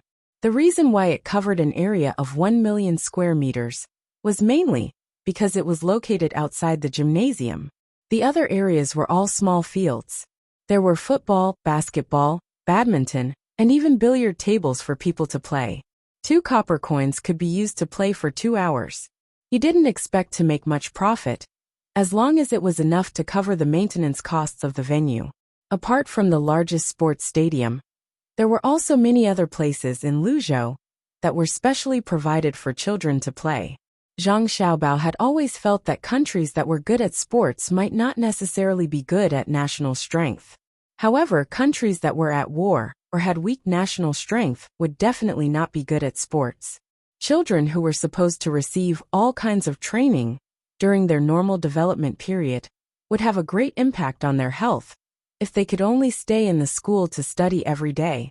Therefore, they had to invest when it was necessary. Moreover, they did not need much money.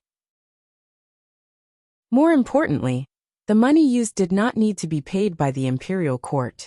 The merchants who could provide all kinds of things for the school would take care of it. Therefore, the venue was easy to set up. The merchants only needed to find carpenters and craftsmen to help make some sports equipment and put it there for the children to use. As for the physical training of the adults, it seemed that they did not need it. The adults all had jobs.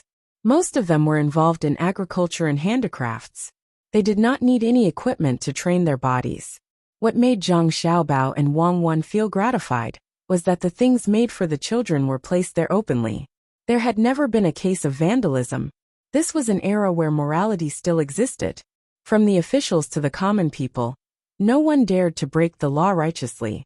Junichiro Takeshita and the other Japanese were also very envious when they came over. They watched as the children who came over today took a card and went to a house next to them to get a football. Then they formed a group and ran to the field next to them. Their eyes showed sadness.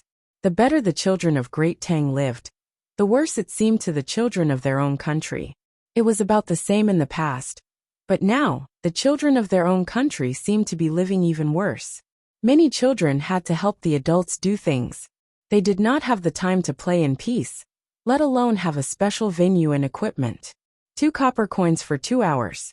Do the children of your country have to pay to play? Takeshita Junichiro asked Xiaobei, who was beside him, when he kicked a soccer ball that was accidentally kicked by a child back to the other party. However, he realized that the ball was kicked even further away. Xiaobei nodded. Of course. The maintenance of the venue costs money. Takeshita Junichiro observed carefully and asked, "Why don't I see any children paying?" "Because the children don't have money," Xiaobei answered. "Then how do they pay?" Takeshita Junichiro asked gloomily. Cards. The cards they hold have money on them. There are patterns printed on them. How much money do they need? When the time comes, they'll pay the merchants who gave them the money. It's a rule that the stadium collects money. It's a benefit that the children don't have to fork out their own money. There's no conflict. As Xiaobei spoke, he waved at a child. When the child ran over, he took the card from the child and showed it to Takeshita Junichiro and the others. As expected, there were patterns that represented 1 copper coin to 3 copper coins on the card. The patterns were very detailed.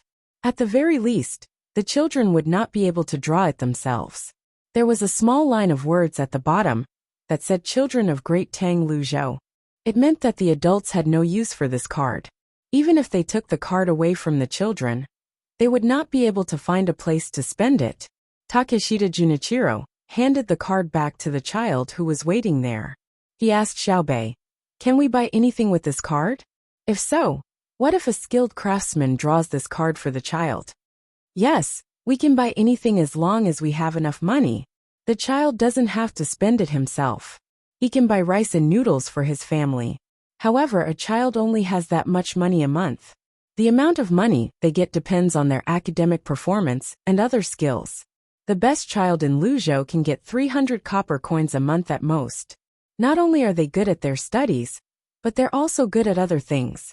If you spend 300 copper coins a month, you might be able to avoid detection once or twice. However, if you spend too many times, you'll be discovered. Once you're discovered, the consequences will be severe." Xiaobei explained confidently.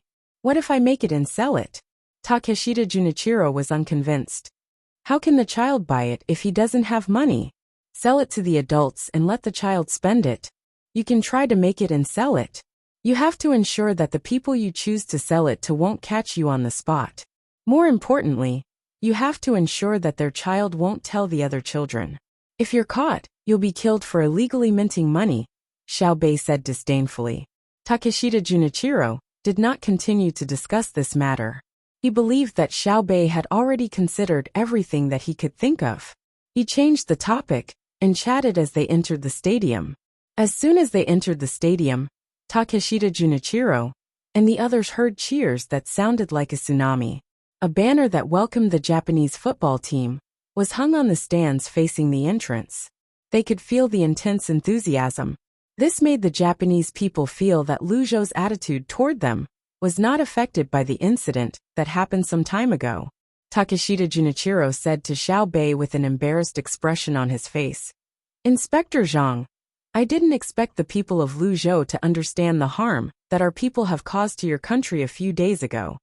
"Understand? Understand what? Today is a football match. It's a competitive event, and it has to be sportsmanlike. It doesn't involve military affairs or politics. Don't be fooled by the fact that they're welcoming you now. They're welcoming the football match. If Japan doesn't do a good job, they might be welcoming you here while the army is mobilizing outside. Sportsmanlike spirit knows no boundaries. As long as it's related to sports, there's peace between our countries. If something bad happens in diplomacy, we can use sports to communicate and improve our understanding of each other, especially the perception of the people," Xiaobei solemnly told Takeshita Junichiro and the others. Of course, there was something in her heart that she did not say out loud, and that was that the spirit of sports did not discriminate between countries, but the people involved in sports had nationalities and ethnic affiliations. However, she would not say this out loud. How could she lie if she said it out loud? Takeshita Junichiro and the others did not know this. When they heard Xiaobei's words, they could not help but feel inspired. They looked like they were in a daze. Then, the few people led by Takeshita Junichiro became vigilant again. It was not that they found something wrong with Xiaobei's words, but they had been deceived to the point that they had some conditioned reflexes. Believing what the Zhang family and the Wang family said was a very scary thing. Not believing it was actually very scary. In any case, as long as they had any relationship with the Zhang family and the Wang family, they had to be extremely vigilant. Even so, it was very easy to fall into a trap. It was impossible to guard against it. Let your people enter the locker room. We've provided you with jerseys and shoes. The numbers are arranged according to your body size. When you go in, you'll see the place where your name is written. There are things that belong to that person inside. If you can't read, you can ask. Next, let's focus on enjoying the exciting match. Don't think too much. Sports is pure and should not involve other aspects. Xiaobei did not care about what the other party thought. She continued with the introductions and led Takeshita Junichiro and the others who were not participating in the match to the spectator seats. On the other hand, Takeshita Junichiro was taken aback. When he went back yesterday, he had arranged for 30 people who knew how to play football. Today, he had yet to decide which 11 to send on the field first, and was even more worried about what kind of clothes to wear. In the end, the other party had already prepared clothes according to their figures. It looked like all 30 people were prepared. Such a perfect and accurate intelligence system was very scary.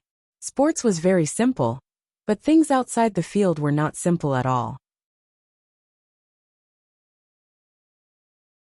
Chapter 1133. While Takeshita Junichiro and the others were admiring the intelligence systems of the Zhang family and Wang family, and trying to figure out the purpose of Xiaobei's disclosure of this matter, the members of both teams had already changed their clothes.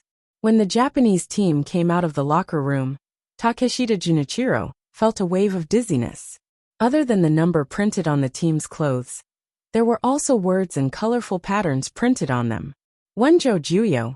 Takeshita Junichiro read out the words on the clothes very quickly. He turned his head to look at Xiaobei in confusion and asked, "What is Juyo?" "Ah, you're asking about the words?" Wonjo Juyo is a company in Wonjo called Juyo.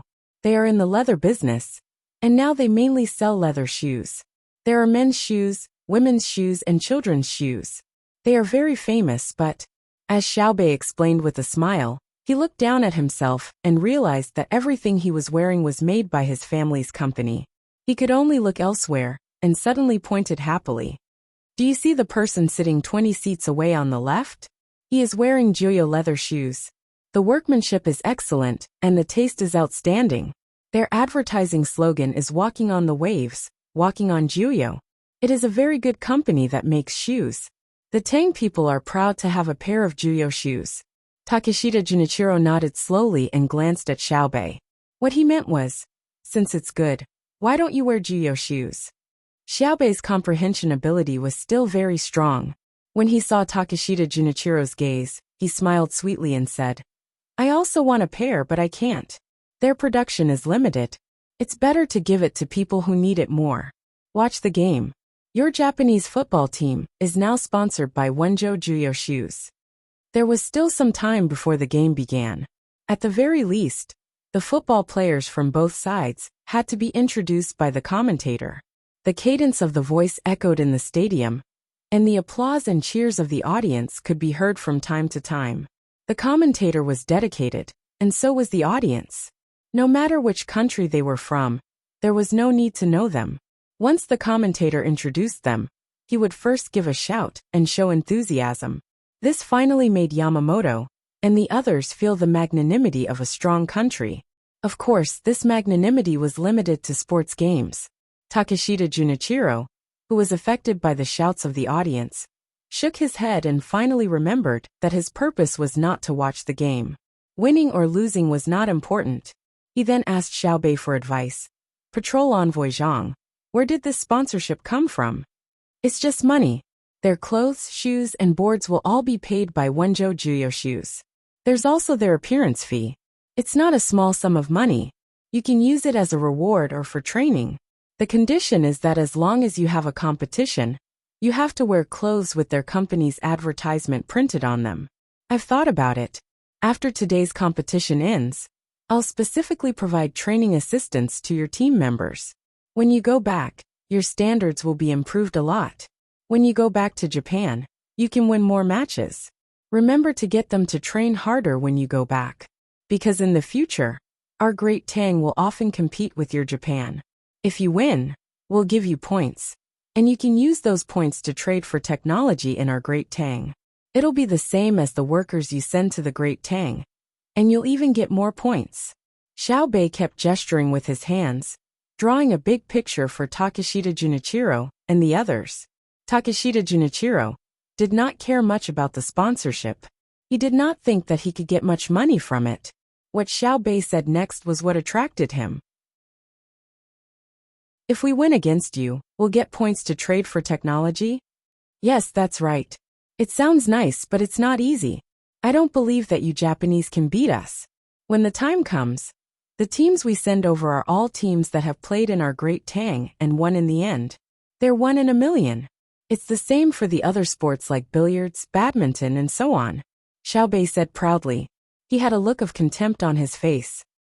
Yes, yes. The people of your country are extraordinary. However, we'll work hard as well. Takeshita Junichiro flattered him, but he did not admit defeat. I'll tell you the various sports later. And I'll also tell you the rules. Get someone to bring it back. It's starting. Look, Lu Zhou's team is going to score. Aya. Won't they score if they add more spin? Stupid, the ball flew over the crossbar. It was so close. As Xiao Bei spoke, he suddenly stopped talking about the points. Instead, he became excited about the competition. Takeshita Junichiro was startled. He looked at the field. As expected, someone threw a ball from behind their goal. He guessed that the ball was kicked. As for where the shot came from, he did not know. There was no replay. However, he could guess that it was kicked by the opponent's forward, number 11. Only number 11's position was suitable. Number 11 did not have a captain's armband, and the words Luzhou Ocean Line were printed on his shirt. He was probably either from a fleet or a shipyard. When Takeshita Junichiro looked at the formations on both sides, he could not help but feel worried. Great Tang's formation was the most common 4-4-2 formation he had ever seen. His team, on the other hand, had a 2-3-4-1 formation. It was a very strange formation, who arranged for 2 defenders. When he thought about the formation, Takeshita Junichiro looked for one of the people he brought over. He gave a few instructions, and that person immediately left. Shortly after, that person returned with another person. You arranged the formation? Takeshita Junichiro asked the person who came after him. Yes, it's me, that person replied. Can you explain the wonders of this formation? Takeshita Junichiro watched as the opponent's left flank kept breaking through. Then, they formed a shot that was narrowly saved by their own goalkeeper as he rolled and crawled. He asked the person who came after him.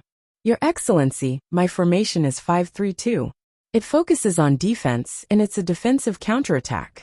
The 2 outstanding forwards are relatively skilled, and they run fast. The person who acted as the coach was so anxious that he was sweating when he saw the situation on the field. Oh, Takeshita Junichiro nodded and praised. Not bad. The 5 defenders are in a double defensive line, and the 3 midfielders are good at seizing the opportunity. They rushed forward and put a lot of pressure on the opponent. One of the forwards even ran to the side of the opponent's small penalty area and looked for an opportunity to break through behind the 4 defenders. Good, very good. The coach sweated even more.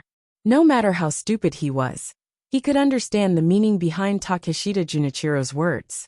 His team's formation was scattered, so why did the forwards rush over? What was there to talk about with the other team's goalkeeper? Without waiting for the coach to explain, Takeshita Junichiro said, The first half is already like this. Just make do with it. During the break, I don't care what methods you use, but you must stabilize the formation.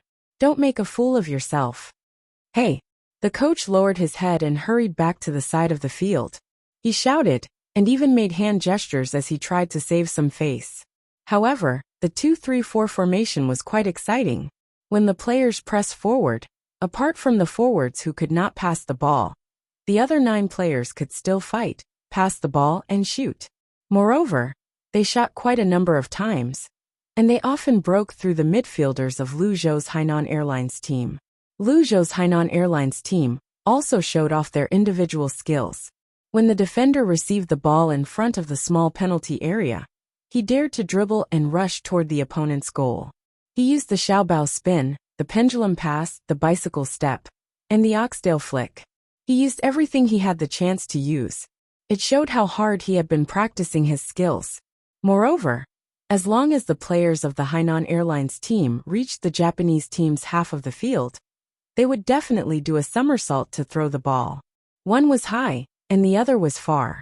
Whenever they encountered the ball, they would directly raise their feet and shoot at 0 degrees.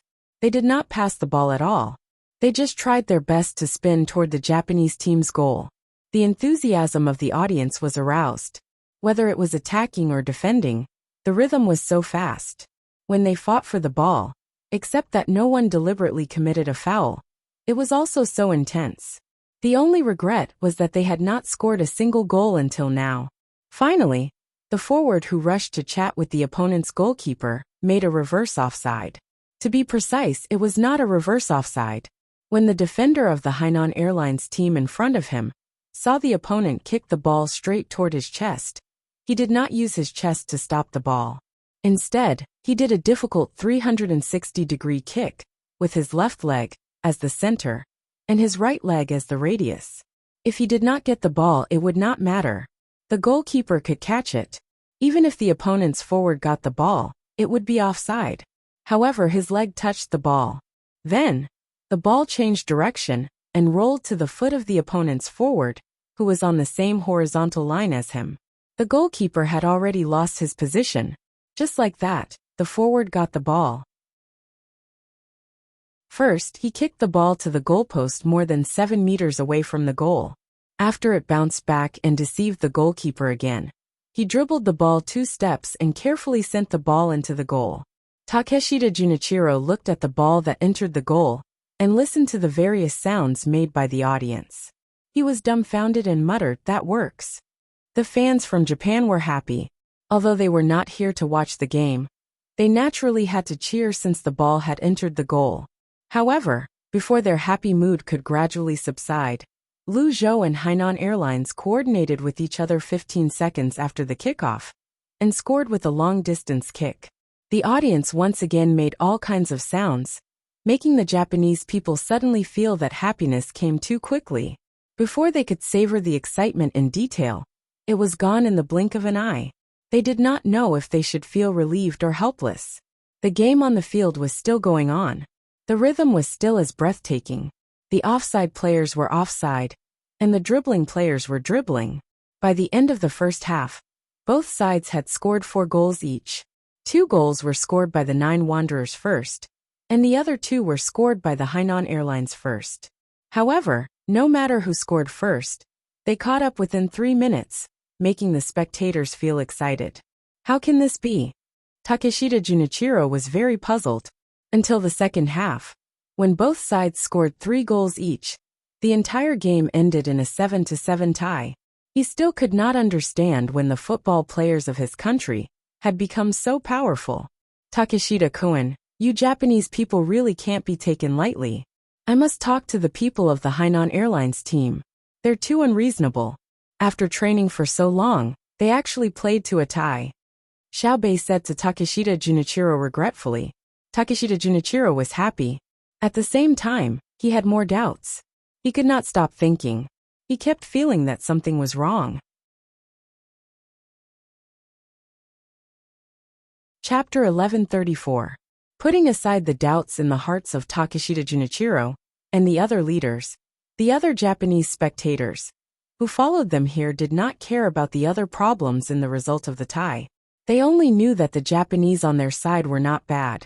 They usually played a few games in the country, but they did not expect that the Tang Empire could actually play to a draw with a specially trained local team. It was not easy, and it could be said that they had raised the prestige of the country. Even though the members of the Wenzhou Jillo Group's Japanese team were as tired as dead dogs, they could not hide the joy in their hearts. After entering the lounge, they lay on the ground or chairs, panting heavily, and their faces were filled with the joy of victory. Yes, victory. For them, a tie was a victory. A tie was so difficult and so unbelievable. Who did not know that the first football team of the Tang Empire was organized by Xiaobei and the other 9 people? The must-win team was famous at that time. Lu Zhou was the foundation of the Zhang family and the Wang family. How could the football team be bad? Usually they would train and train again, but in the end they still tied with them. This showed that they were very capable and capable. When they returned to the country, they would spread the news. Beautiful women and money could be expected. Just as the Japanese team members were thinking about the good things, for people came in from outside. The first person smiled sincerely and found the captain of the Japanese team. He held the other party's hand and kept thanking him. Thank you, thank you, thank you so much. You guys are amazing. I am the Deputy Minister of the Public Relations Department of the Wenzhou Jillo Group. On behalf of the Jillo Group, I would like to express my sincere gratitude to you. Our Jillo Group's football team has played against the Hainan Airlines team many times in the past, and we have never tied. Every time, we lose at least 3 goals. The captain of the Japanese team was confused. What nonsense was this?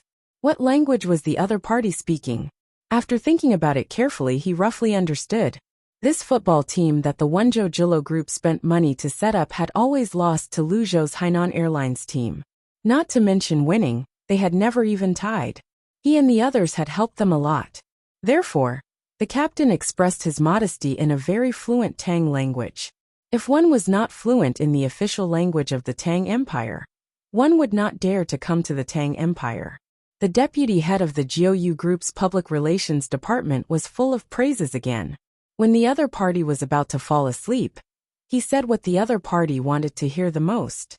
We, the Jiu Group, have decided to continue our long-term sponsorship of you. Even if you return to Japan, we will send you all the equipment of the players. Here are 10,000 strings. Take a look. While speaking, the deputy minister paused and reached out to take a box from the arms of the person next to him. He opened it, revealing the 100-string notes inside. 1 luo, according to the description of 10,000 strings of coins, should be 100 notes. He gave it to the captain of the Japanese team and said with a smile, "It's not a lot. It's just a token of appreciation. The main reason is that I didn't bring enough money when I came over. Another reason is because you guys aren't famous yet. 10,000 strings of cash is your salary. Someone will give you another sum of money later. It's an additional reward for your team members' goals. In the next few days, you guys will train in Luzhou. I'll find someone to be your teacher, teach you more skills, and ensure your diet. You don't have to worry about the cost.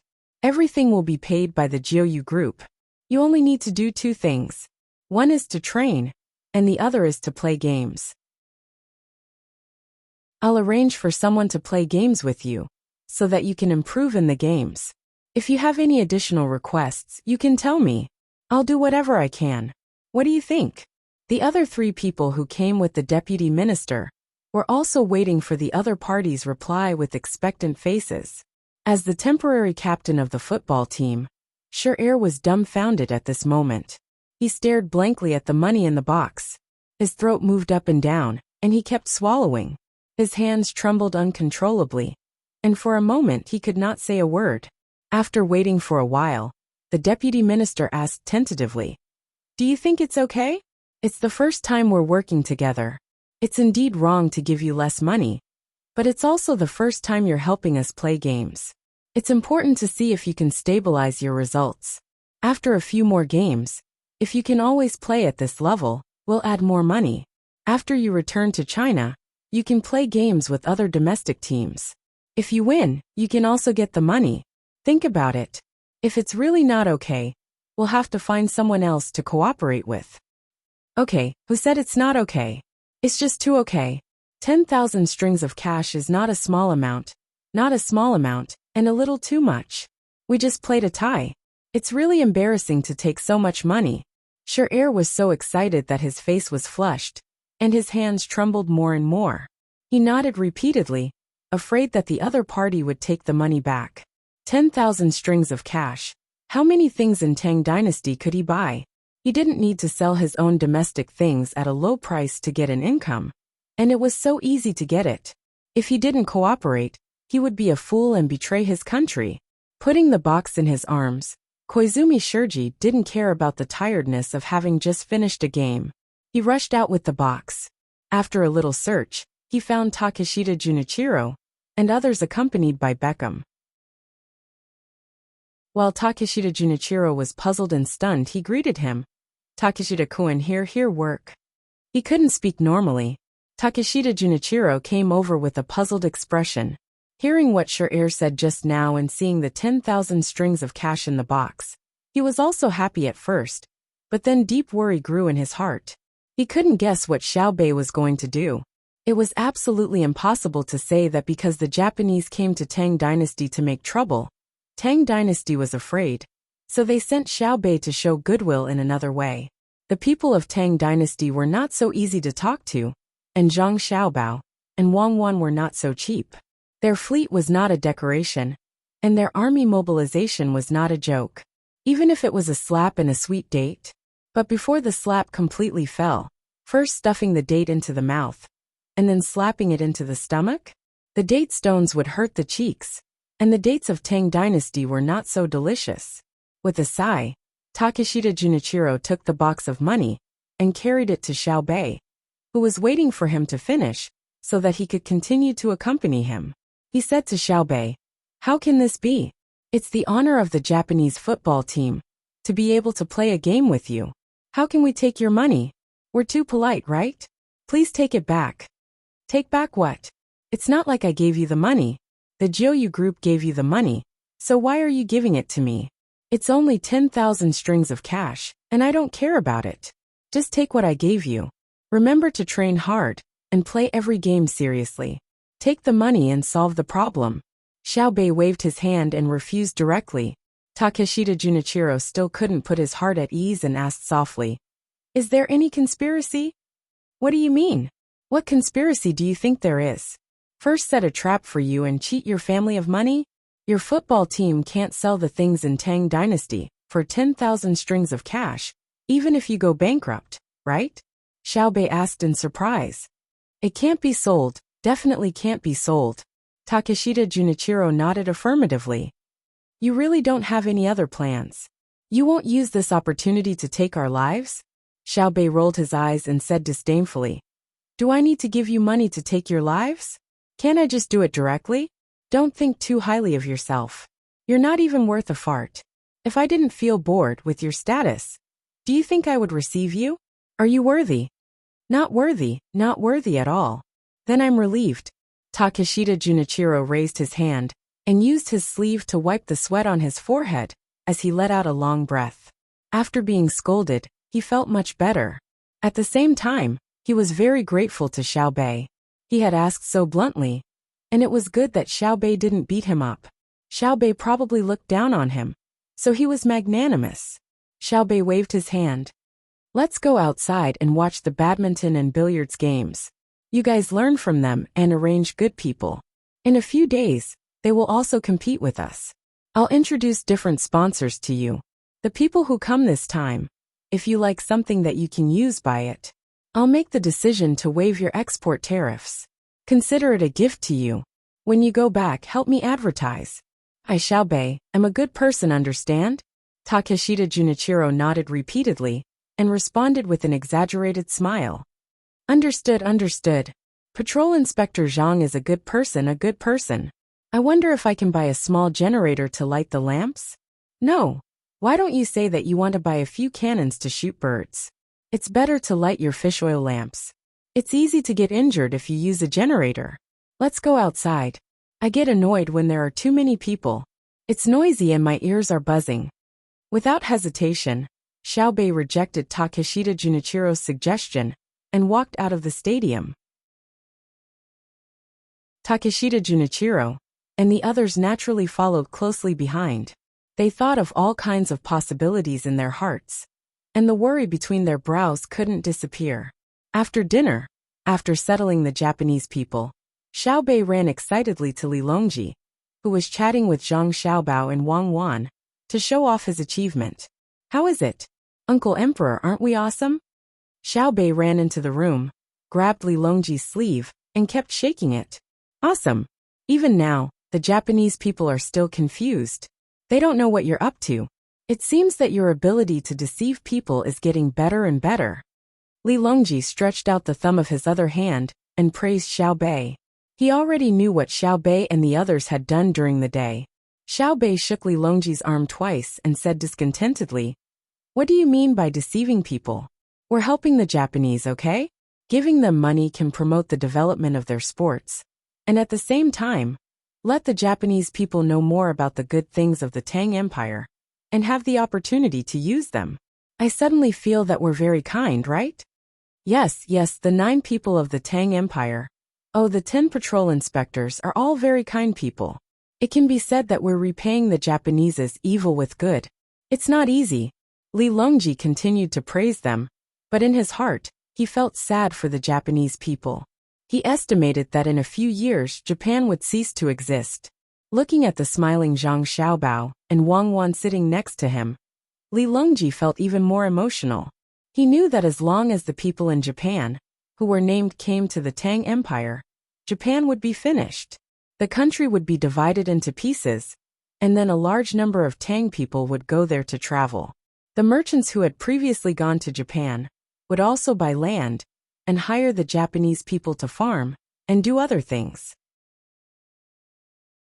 Xiao Bei and the other children would also use money to tempt the Japanese people and set up various sports teams.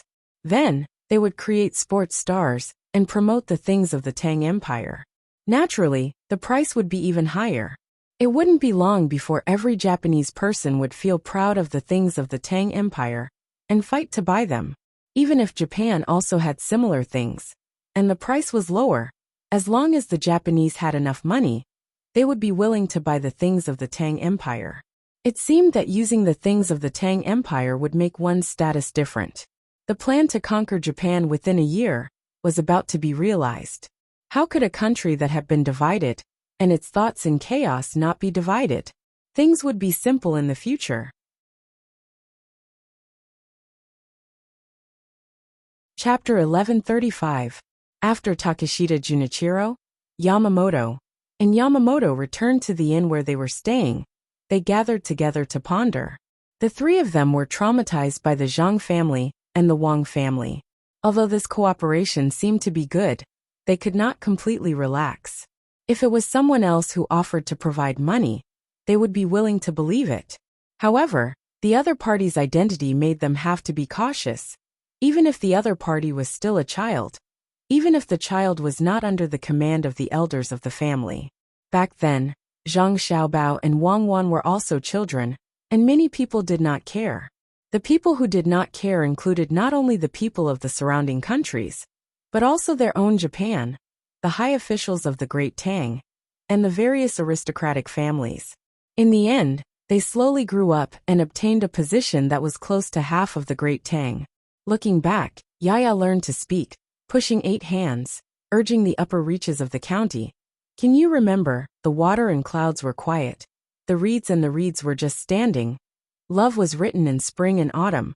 Looking back, Huayuan was the first county. The roads were clear, and the border was the province. Looking back, yesterday the waves became a building, joining hands to fight against the enemy, strength to stop the tide. Looking back, the rain of arrows, the neighing of horses and the chirping of eagles. There was no need to worry about the border, the sword competition in Mount Hua, the sound of guns and cannons. Looking back, the 9 provinces of the Great Tang.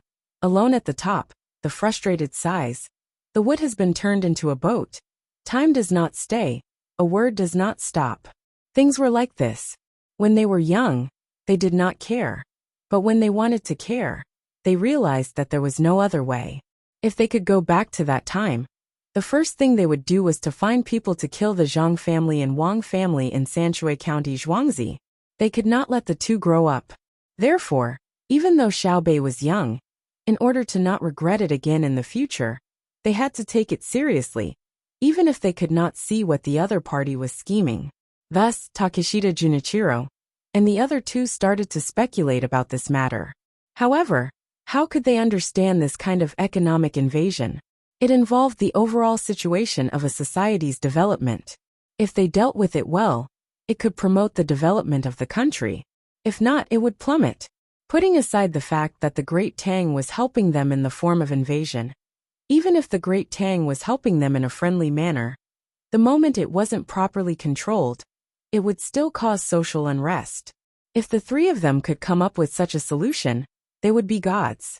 Even Zhang Xiaobao and Wang Wan were troubled by the contradictions of social development and could not come up with a reasonable and complete plan. They could only do their best to control it, and then deal with it as it came. For example, why didn't they start the war against polyphagy immediately? They were simply waiting for the Great Tang's economy to develop to a certain extent, and when there were hidden dangers of unrest. In a situation where they wanted to develop quickly, but their productivity couldn't keep up, and their laws and regulations were not perfect, they balanced the domestic economic system by consuming part of the domestic resources related to the war and other resources plundered after victory, while conscripting the relatively unemployed people to reduce the contradiction in the demand for goods. It also diverted the anger of the people due to the gap between the rich and poor caused by themselves and the environment. Then, by controlling the pace and progress of the war, they could balance the domestic demand for goods and labor. This would also give the Great Tang's agriculture temple and Ministry of Works time to research and improve their productivity. Once the war was over, they could relax for a while and wait for the next conflict to erupt. Takeshita Junichiro and the other two had no idea of this. They believed that if they didn't handle the current situation well, the Great Tang would attack them. Why don't we wait and see? Once Wonjo Juyo brings the contract, we can make a decision after seeing what's written inside. After a few moments of discussion, Yamamoto, who had failed to figure out what sort of scheme they were hiding, decided to speak up. Takeshita Junichiro and Yamamoto exchanged glances and were forced to accept this proposal. First, we need to appease the Great Tang. Otherwise, if we really use force, the schemes won't matter anymore. We should have directly met the Emperor of the Great Tang and begged him not to attack Japan. But the Great Tang found a child to answer us. It's really infuriating, Yamamoto complained. Takeshita Junichiro bitterly smiled and said, I think it's good to have a child. It's better than the Great Tang's newly established Foreign Affairs Department dealing with us. At least Xiaobei can see the Emperor of the Great Tang at any time. Tonight, she will definitely tell her brother, sister, and the Emperor about what happened during the day. If it were another official, it would drag on for 3 to 5 days, and we would be anxious to death. Yamamoto and Yamamoto felt that it made sense and nodded. Takeshita Junichiro continued, Now, we need to deal with 2 things. First, we need to get the people on the Great Tang's list over. Even if the Great Tang turns hostile and kills them here, we have to do it for the safety of the country. Second, I suggest that we increase the compensation to the Great Tang in addition to the original compensation amount, especially the seeds that we promised Xiaobei in exchange for the abalones. Even if all the seeds in exchange are dead, it's worth it. This way, the Great Tang can continue to rent the steam engine ships and gunboats to us. If that's the case, the Japanese can only force them from the people. Otherwise, we won't be able to gather the compensation amount, Yamamoto said worriedly. That's why we need to pay more compensation, so that we can continue to rent ships and send our elite forces out to steal things to make up for the lack of resources in the country, Takeshita Junichiro said. Yamamoto and Yamamoto nodded again. The discussion between the 3 quickly reached the ears of Zhang Xiaobao and Wang Wan. Zhang Xiaobao and Weiwei smiled. Steal. Send all the healthy people out to steal. I don't believe that the Emperor of Japan and the other clans will really distribute the things they steal to the Japanese people. It's best to hint to them to bring back slaves. In a situation where technology can't keep up, we need more outsiders to do dangerous things.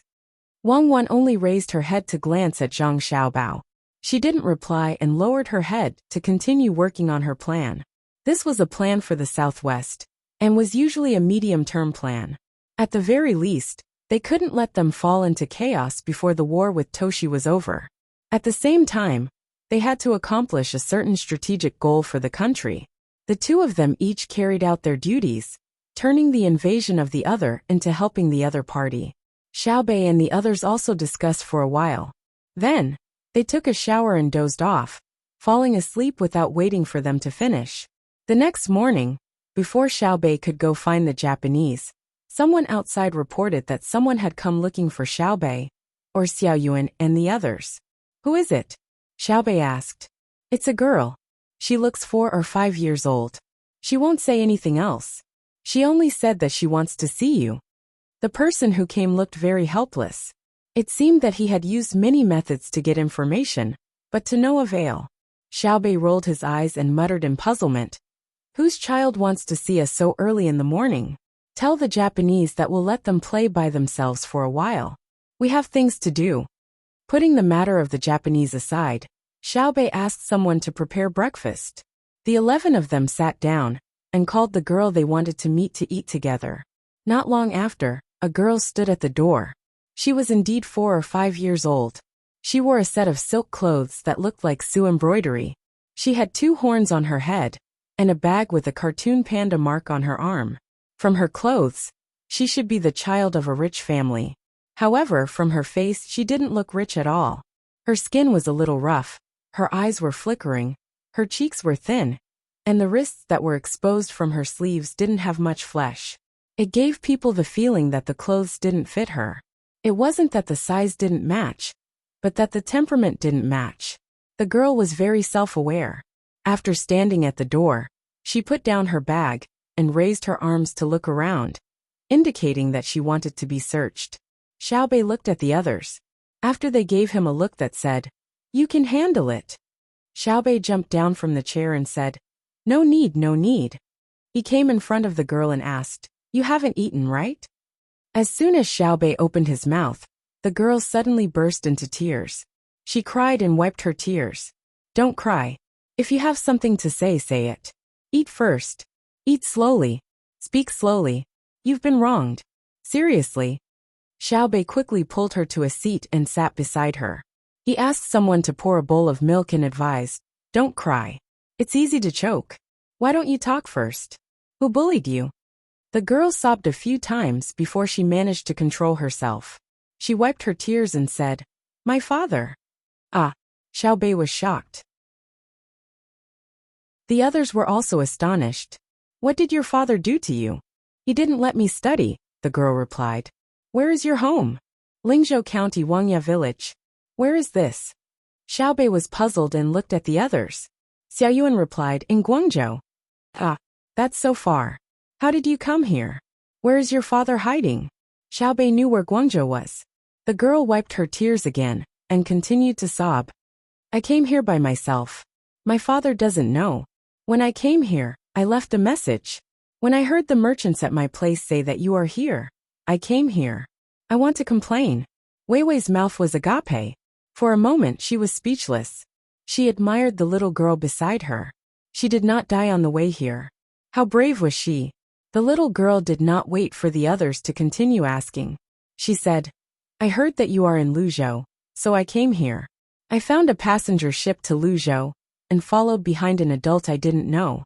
I pretended to be his child and boarded the ship. Children don't need tickets or money to eat. Later, when it was dark, I had nowhere to go to sleep. When I curled up in the aisle of the cabin to sleep, the people on the ship found me. I was afraid that they would send me back, so I didn't tell them about my father. I said that I wanted to complain to you. They gave me the best room to stay in and made me a set of clothes. I followed the boat all the way to Luzhou's pier. Then, they sent me to the Ocean Cloud Inn in the state capital and booked a room in the back. They arrived last night and sent me here this morning. They've left." The little girl quickly finished telling the story. She jumped off the chair and opened her bag. Inside were her original clothes. This set of clothes seemed to match her identity. Xiaobei nodded in surprise and asked, "So you didn't suffer along the way?" "No." The little girl shook her head. "They were very good to me. They even showed me comic books and arranged for a beautiful big sister to sleep with me." "Oh, that's good. Let's eat. We'll talk about other things after we eat. The milk will get cold soon." When Xiaobei saw that the other party had calmed down, she quickly persuaded her to eat. After eating, before Xiaobei could ask, the little girl cried again. "I'm here to complain. My father won't let me study. He told me to stay at home and look after my brother."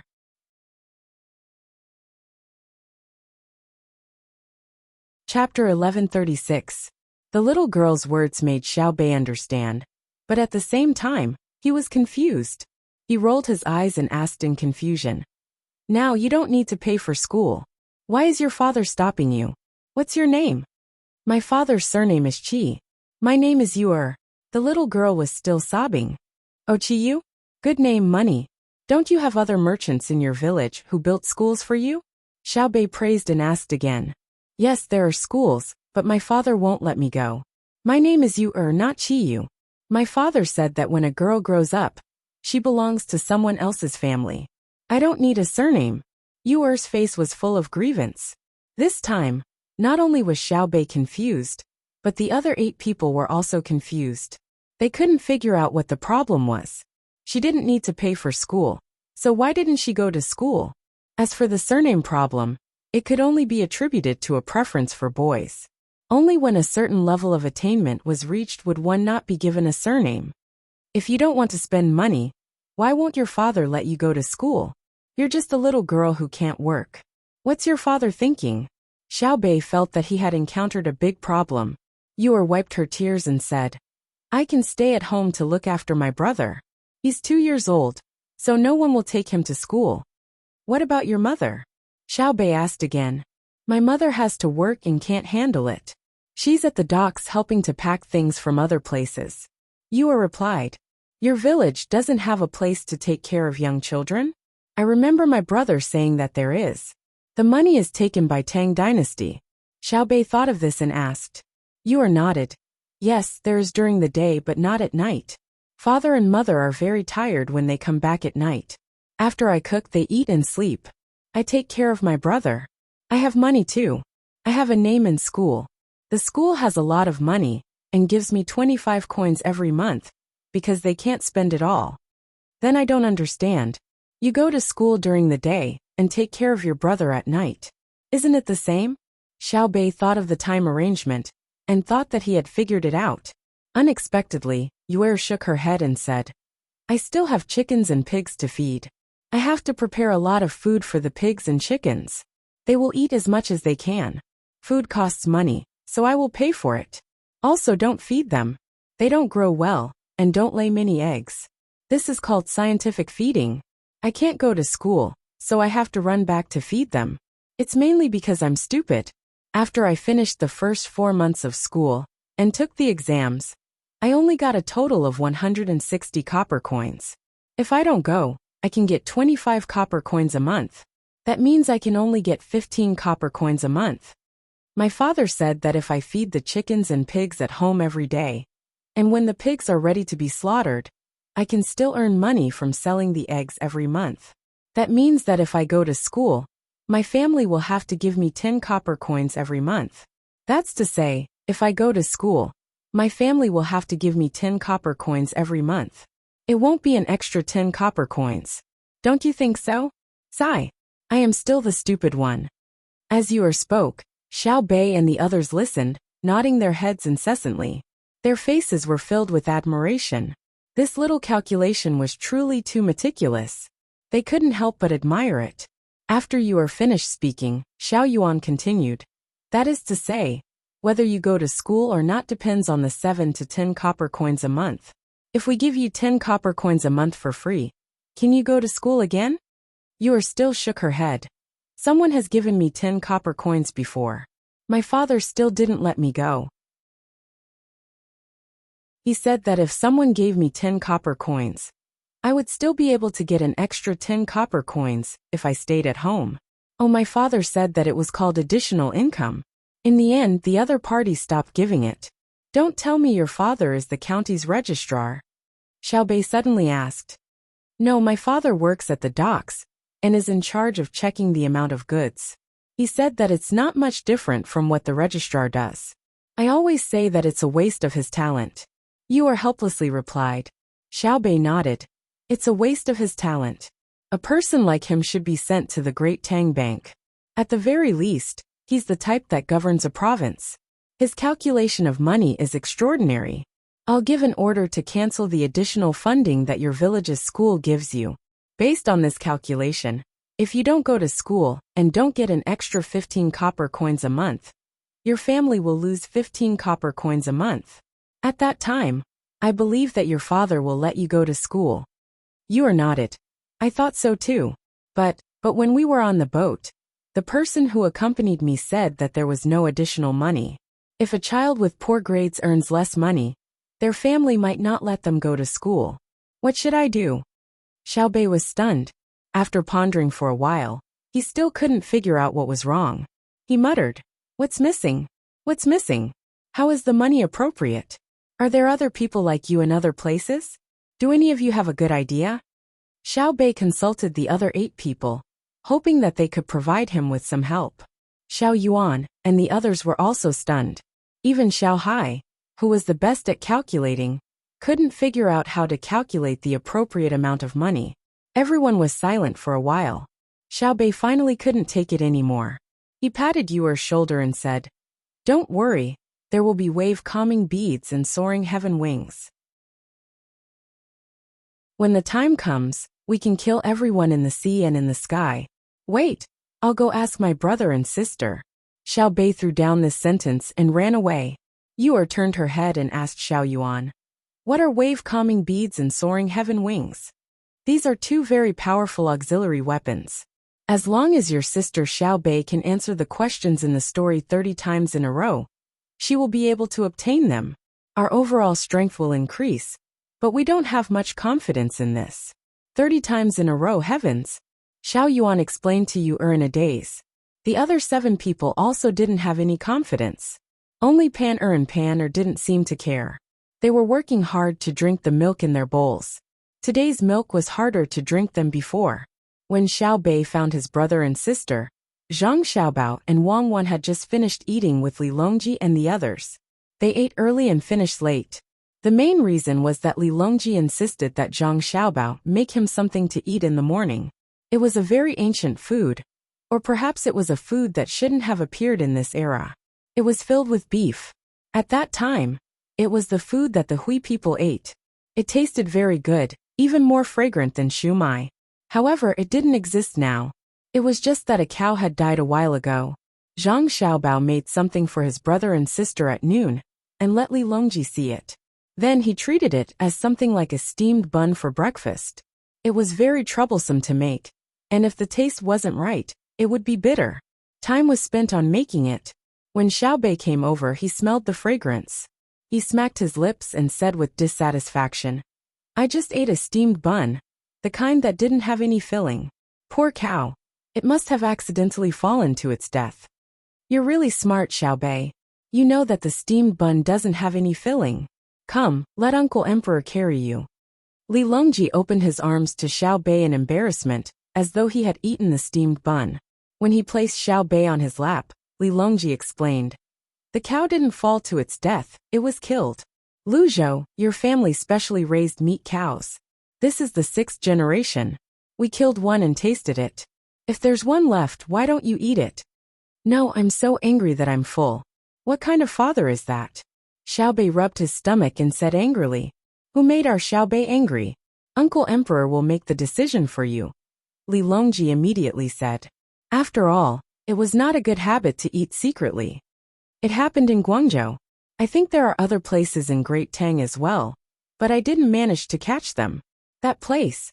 Xiaobei explained the matter and said, "We can't figure out what happened. We're in big trouble. Isn't that right, Uncle Emperor?" Li Longji was dumbfounded when he heard this.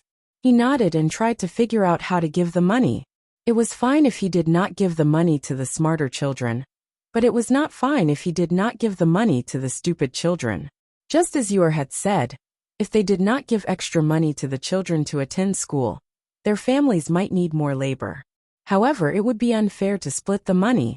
Moreover, it was impossible to directly determine who was smart and who was stupid. If he directly said that a child was stupid and was not suitable to study, it would be irresponsible of the teacher. After all, not all children were as smart as Xiaobao and Cuckoo. Li Longji was troubled when he saw Xiaobei's expectant gaze. Education was not a small matter.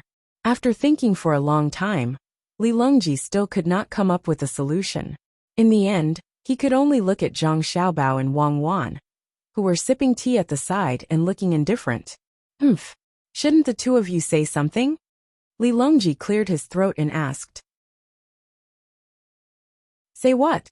Zhang Xiaobao raised his head in surprise and asked in puzzlement. Tell me how to solve the problem that Xiao Bei mentioned earlier. Li Longji glared at Zhang Xiaobao. He actually dared to laugh at him. What is there to say? They are so spoiled that they always complain about not having enough money to attend school. Now that they have a school, they are still looking for trouble. This kind of person needs to be dealt with. If they don't allow their children to attend school, then they should be locked up for 10 days to half a month. If they don't allow their children to attend school, then they should be locked up for half a year. Then they should be whipped. Even if their hearts are as hard as steel, they should still be punished. Zhang Xiaobao slammed his teacup on the table and said angrily. Li Longji thought that Zhang Xiaobao would come up with some good idea, but after hearing his reply, he became even more dissatisfied. We didn't ask you to think of a solution in a fit of pique. I'm not in a fit of pique. What I said is a solution. This law needs to be legislated. There is a place that has done this, and the results are very good. We should also use it, Zhang Xiaobao explained. Really, Li Longji naturally knew where this place was. After pondering for a moment, he nodded. Since others have tried it, our great Tang should also try it. Sigh, the human heart is not enough. What does this mean? What does it mean? Xiaobao speak. It means that the great Tang's propaganda is still lacking. The technology is still lacking. The methods are still lacking. And the laws are still not perfect. The burden is heavy. Forget it, let's not talk about such useless things. In any case, Your Majesty should know that this is a normal phenomenon. If we want to solve this problem from the root, we can only legislate and continue to suppress the status of merchants in society. If we raise the status of merchants too high, everyone will do business and only live for money. If the poor have no money, they will do business. If the officials have no money, they will become corrupt. If the farmers have no money, they will give up on farming. If the workers have no money, they will produce inferior products. At that time, if you want to turn back, please don't look for me or Cuckoo. The two of us are powerless. As Zhang Xiaobao spoke, he looked at Wang Wan. Wang Wan nodded in agreement.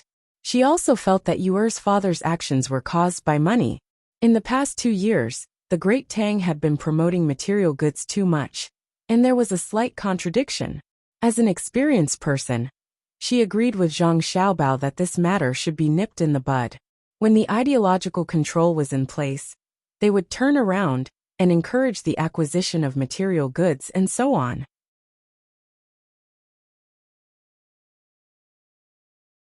Chapter 1137. When Xiao Bei left, he was carrying a food box that weighed at least 5 kilograms. The food box was hanging in front of him, and he swung it left and right as he walked.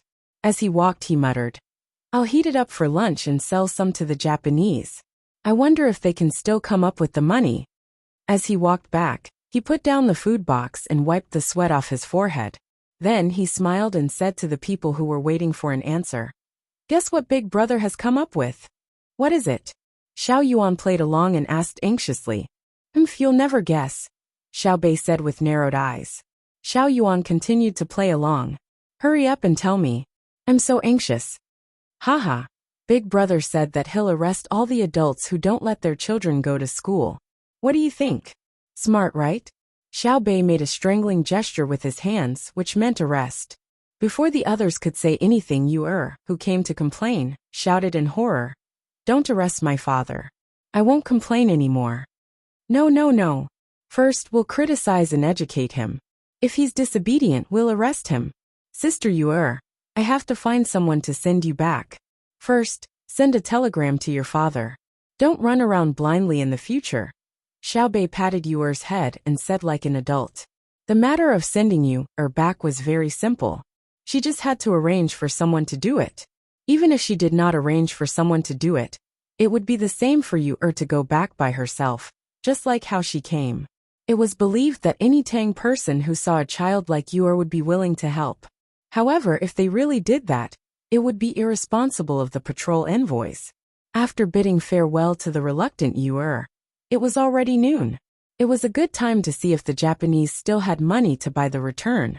When Xiao Bei and the others found Takeshita Junichiro, and the others, The few Japanese had no appetite for lunch.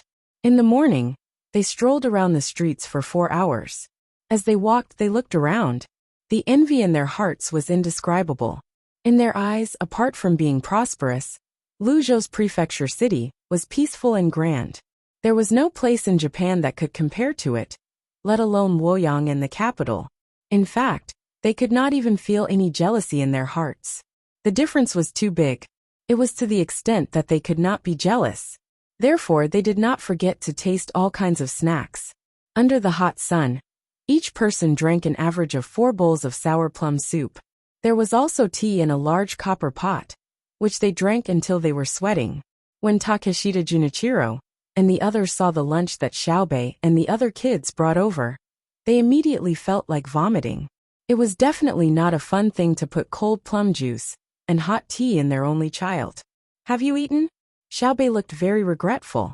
He nodded and said, "All right, since you've already eaten, let's go watch the competition together after we're done. You guys have really profited by coming here this time. Not only did you get the sponsorship from the merchants, but you also got the prize money for placing in the competition. If you don't have enough money in the future, remember to come often. Inspector Zhang is right. When will your country's people come to my country to compete with my country's people?" Takeshita Junichiro said hypocritically. Yamamoto and Yamamoto nodded in agreement. In their hearts, they continued to ponder what schemes Zhang Xiaobao and Wang Wan's siblings would come up with. Even if everything looked good, they could not be at ease. Xiaobei thought for a moment and replied, "When Japan feels that we should send athletes over, we'll go over. We can even provide you with the reward money, so that you'll feel less burdened. Then you can sell some tickets, and the country will have money, right? As for the reward money, there's no need for your country to pay, right? Japan can still take out such a small amount of money. The tickets are actually not that important. The main thing is to let people experience the elegance of your country's athletes." Takeshita Junichiro replied generously. They had already given away so many dried abalones, so why would they be short of money? At the same time, he temporarily put down his worries. The main thing was that Xiaobei did not set a date when he answered. If there was a conspiracy, he would definitely rush to Japan. When Xiaobei heard this, he smiled embarrassedly and said, "I'm being stingy. Since that's the case, you can also take care of the travel expenses of our team of athletes." What are travel expenses? This was the first time Takeshita Junichiro had heard this term. Errands are errands. Travel is tourism. Expenses are. It's money. I got it. Without waiting for Xiaobei to finish his explanation, Takeshita Junichiro expressed that he understood. He then asked, "How much does it cost?" "That depends on how many people are going. Actually, it doesn't cost much. When we go over, we take the boat, sleep and eat. As for shopping, we have our own money." I just remembered. In Japan, can Tang Dynasty's money be used to buy things? In the past, we used copper coins, right? Now that we have changed to paper money, I'm worried that we can't use it. We can't possibly bring goods over, sell them, and then use the money to buy things. That's too troublesome. Xiaobei counted with his fingers as he talked about the travel expenses. Then he suddenly thought of the problem of money. This problem stumped Takeshita Junichiro. Japan now had Tang Dynasty's money. It was the copper coins from the past. And there were also copper coins made by Japan. The circulation was not particularly good, and there were many places that were willing to barter. Tang Dynasty's new money had yet to circulate in Japan. When Japanese goods were sold and received money, they directly bought things back. Even when Tang Dynasty went over, many merchants also took goods and exchanged them for Japanese money. However, the exchange of money that Xiaobei was asking about was not easy to deal with. How much was Tang Dynasty's money worth in Japan? Buying silk was naturally to show that Tang Dynasty's money was more valuable. 1 copper coin was more than 10 copper coins in Japan. It was the same for ceramics. If it was exchanged for fish and silver, Japan's copper coins were still more valuable. 1 copper coin was worth 2 copper coins of Tang Dynasty. If it was based on the value of silk, it was obvious that his country would suffer a loss once the exchange happened. Tang Dynasty would get a few copper coins. After all, it was all paper. If they bought everything in Japan, would Japan be able to take out goods worth a few 100 million copper coins? Then, they would take Tang dynasty's money to spend. The more they exchanged, the more his country would lose. No, he could not exchange like that. If they were to exchange using the method of silver and fish, would Tang dynasty be willing? They were not fools. Takeshita Junichiro thought for a while before saying, "We should be able to exchange, but I'm not sure how. I wonder if our Japanese money can be exchanged for Tang dynasty's money directly?" Of course not. You have a limited variety of goods in Japan. If I take your Japanese money, what can I buy in Japan? Poor or poor, my great Tang has plenty of good things, right?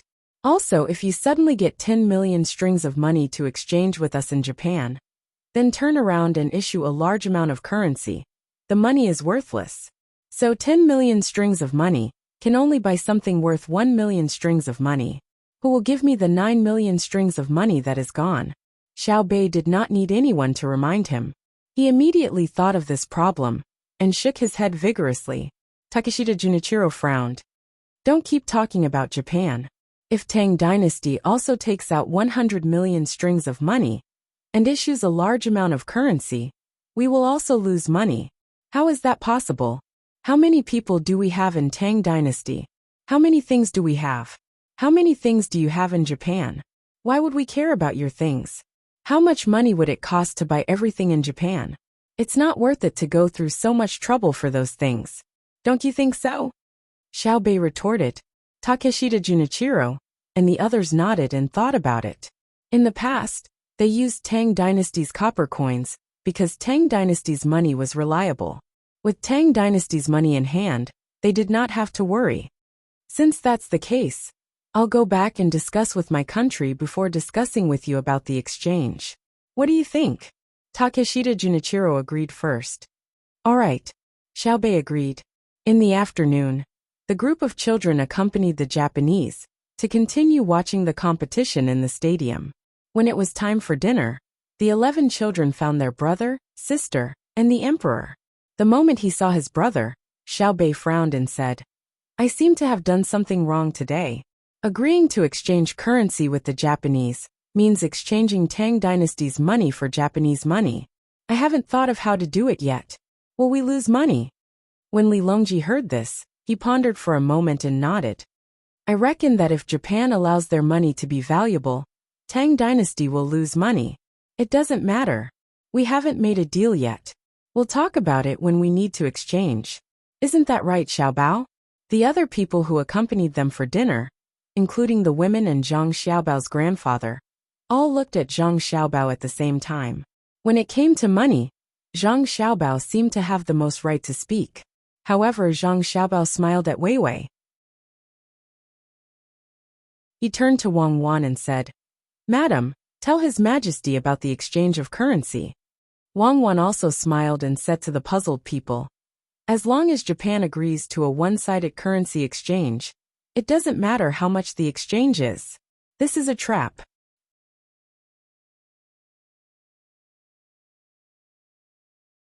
Chapter 1138. Hearing Wang Wan's words, even though Li Longji hadn't figured out the crux of the matter, he wasn't worried anymore. He believed that the two of them would be able to handle it. Empress Wang also nodded with a smile. In the past, she only knew that the imperial court would issue a special kind of money when they were short on money. For example, 1 copper coin could be exchanged for 5 copper coins. Only by taking away the money in the hands of the commoners would the imperial court be able to buy more things. But now, it was clear that the imperial court couldn't do that no matter what. This plan wasn't a quick one. Using it would be akin to killing the goose that laid the golden eggs. If they really needed money, but couldn't take it out, they could issue national bonds or negotiate with the commoners to get them to donate a portion of their money. Thus, the imperial court wasn't in a hurry to get money. Everything was because of Zhang Xiaobao. Now that Wang Wan had mentioned the exchange ratio, it didn't matter. There definitely wouldn't be a problem. On the other hand, the one who was curious about this was Wu Huifei. She, who was already obsessed with finance, couldn't figure out how the exchange ratio would work. This was especially so when Japan's money was valuable while Great Tang's money wasn't. How could they take advantage of it? Thus she asked, Cuckoo, I understand that Great Tang's money is valuable. It means that we can buy a large amount of Japanese goods and make them poor. If they impose export taxes, we won't buy anything. This way, they won't be able to get any money from our Great Tang, and they won't be able to buy anything from our Great Tang. When the time comes, we'll just raise the price and earn back our money. However, if we change the value of Japanese money, won't we suffer a loss? If our Great Tang goes to buy things, for example, 1 copper coin in Japan is worth 10 copper coins in Great Tang. If we change it to 100,000 strings of coins, it will become 10,000 strings of coins in Japan. How many things can we buy with that? Tell me, how can we prevent our Great Tang from suffering a loss? Wu Huifei's question was very representative. Li Longji, Gao Lishur, and Wang Zhu all turned their gazes to Zhang Xiaobao. In their opinion, they had to look for Xiaobao for economic calculations. Zhang Xiaobao didn't respond and continued to drink his tea. Wang Wan smiled again and said, Xiaobao doesn't need to answer these small questions. Only someone in Japan, who can reach the top 10 of the Tang Empire's billionaires list, is worthy of Xiaobao's help. In terms of finance, Xiaobao is good at creating opportunities when there are no opportunities in a seemingly perfect system. Xiaobao doesn't care about the things that are on the surface. After praising Zhang Xiaobao for a while, Wang Wan began to answer the question. I can say what concubine Hui is thinking.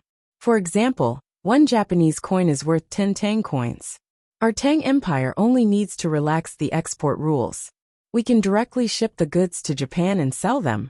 In the past, we didn't take Japanese money. Now we can relax the policy of selling the goods to Japan and allow the local Japanese to buy them with Japanese money.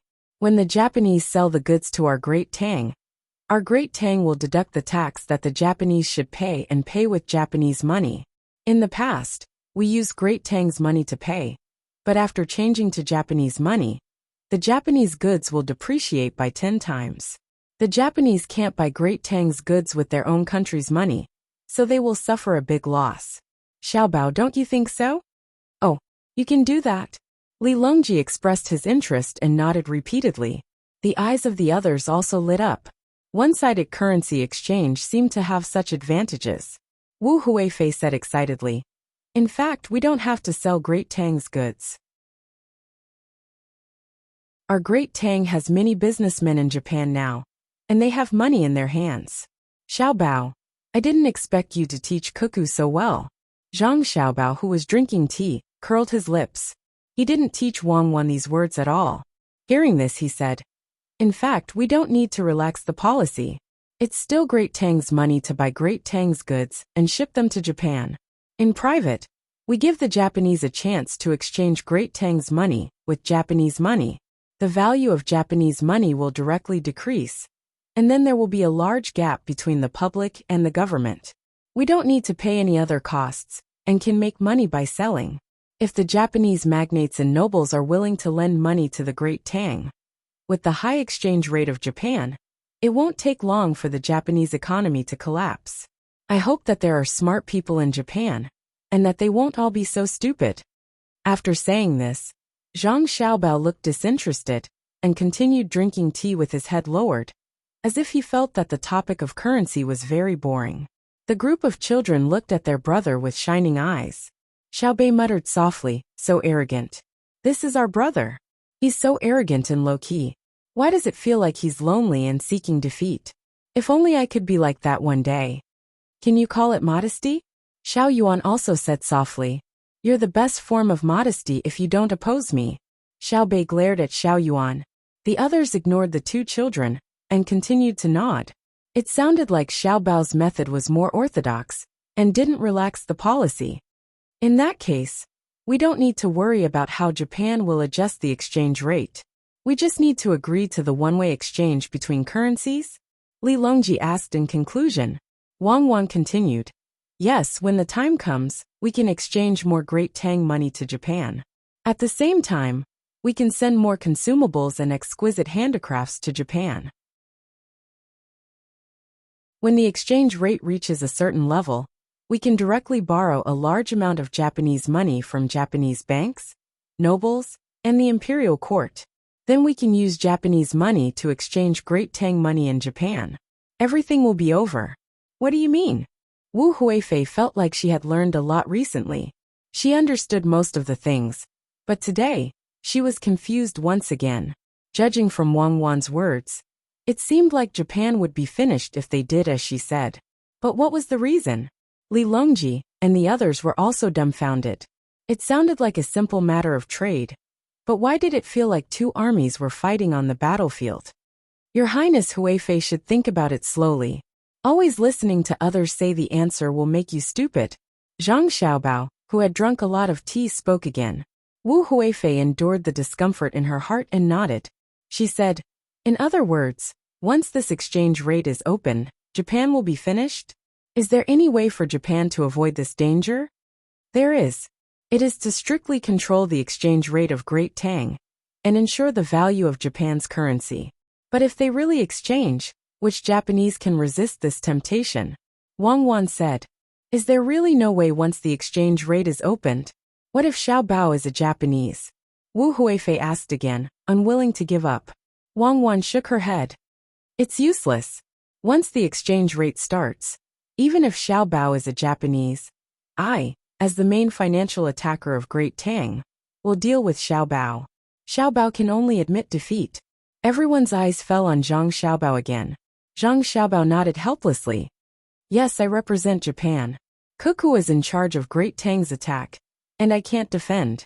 Japan's agriculture is not good, its industry is not good, and its military is not good. The territory is small and the population is small. What can I use to fight? Unless I am put alone in Great Tang, I can hide my identity and cause trouble there. Everyone revealed a happy and enlightened expression. Then I am relieved. Xiaobei, you go and discuss this matter with Japan. Do it as soon as possible, and I will allow you to open a candy house in Japan. Li Longji smiled and said to the little guys who were also thinking about internal affairs. Xiaobei pouted hard and replied, should I thank the Lord for his kindness?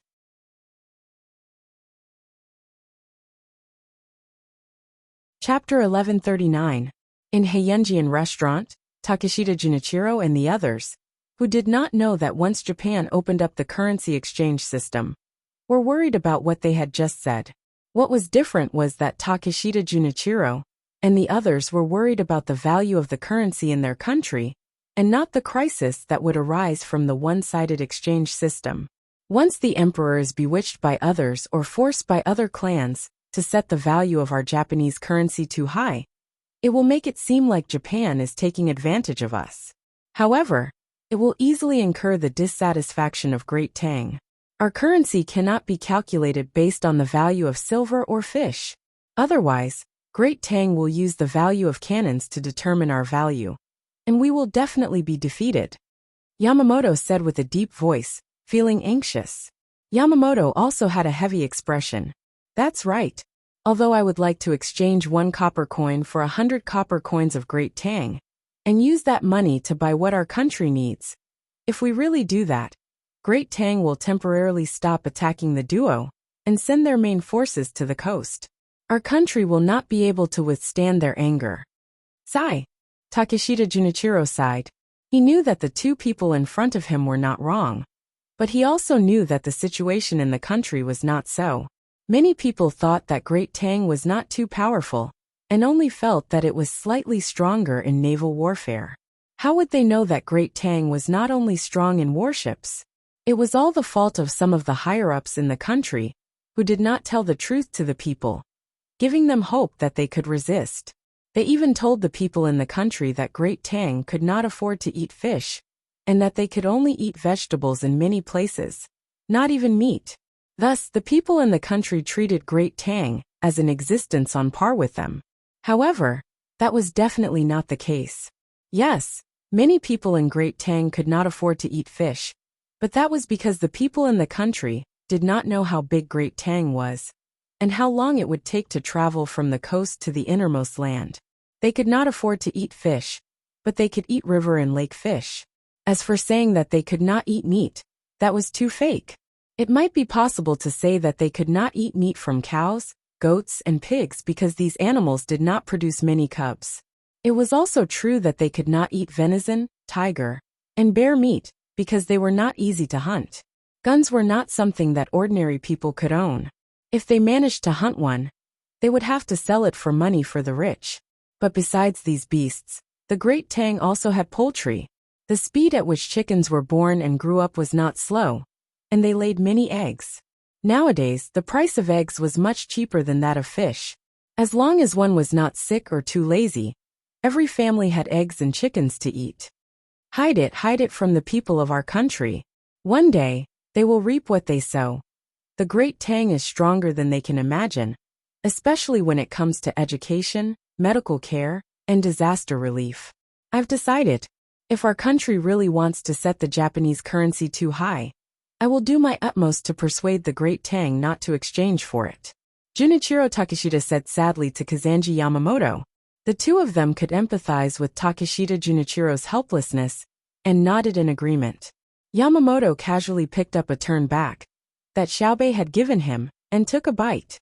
He slowly chewed and found that apart from being a little cold, it wasn't as fishy or bitter as he had imagined. After he finished eating a turn back, he said, "Indeed, we should tell Zhang Xiaobei and the others first. If there really are people in our country who are so stupid that they don't know the rules, at least Zhang Xiaobei and the others won't be jealous of us. This thing called turn back is clearly filled with beef stuffing.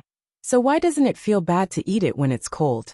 It's probably Zhang Xiaobao who personally made it for his younger siblings.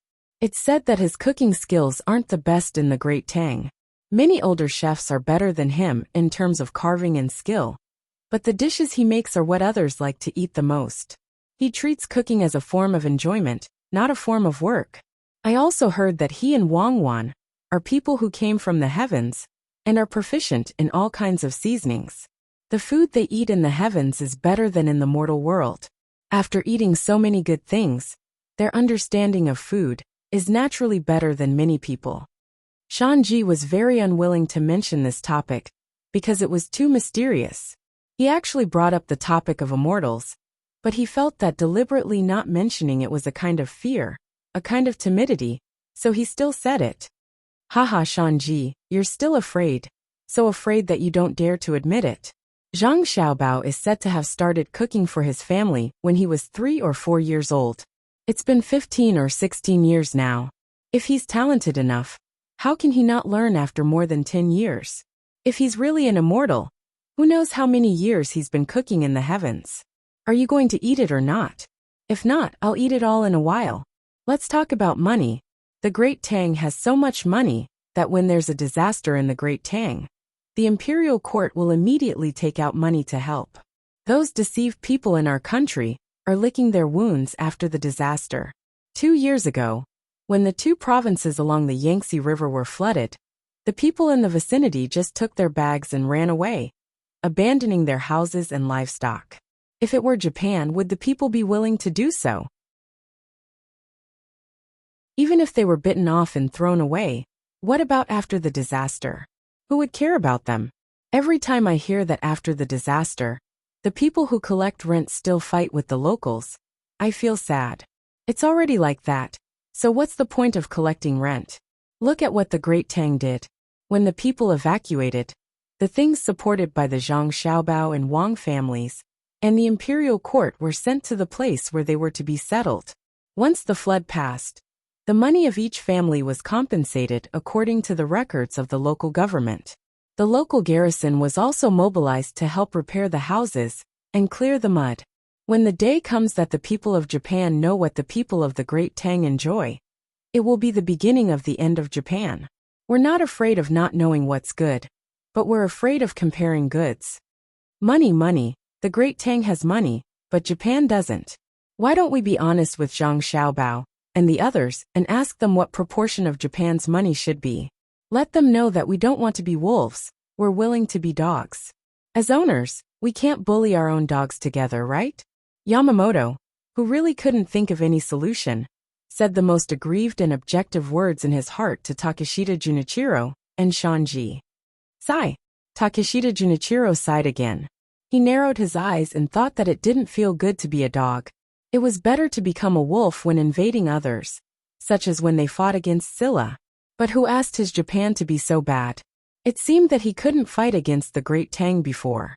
Fear came from the depths of his heart, or perhaps from the depths of his soul. The money he used, and the clothes he wore were all copied from the great Tang. He couldn't even get rid of eating and writing.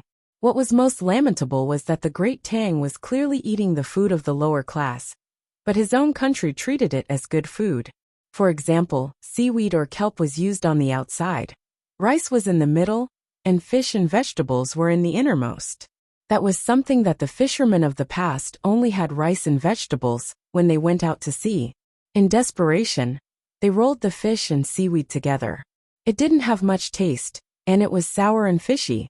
After the people of his country learned it, they actually treated it as good food. All right, let's be dogs then. Tomorrow, I'll look for Zhang Xiaobao and the others and tell them. Takeshita Junichiro's thoughts returned, and he nodded in agreement. Are we going to bully them like dogs? Xiaobei, who had just finished listening to the story in the evening, and had answered all the questions correctly today, was still not sleepy.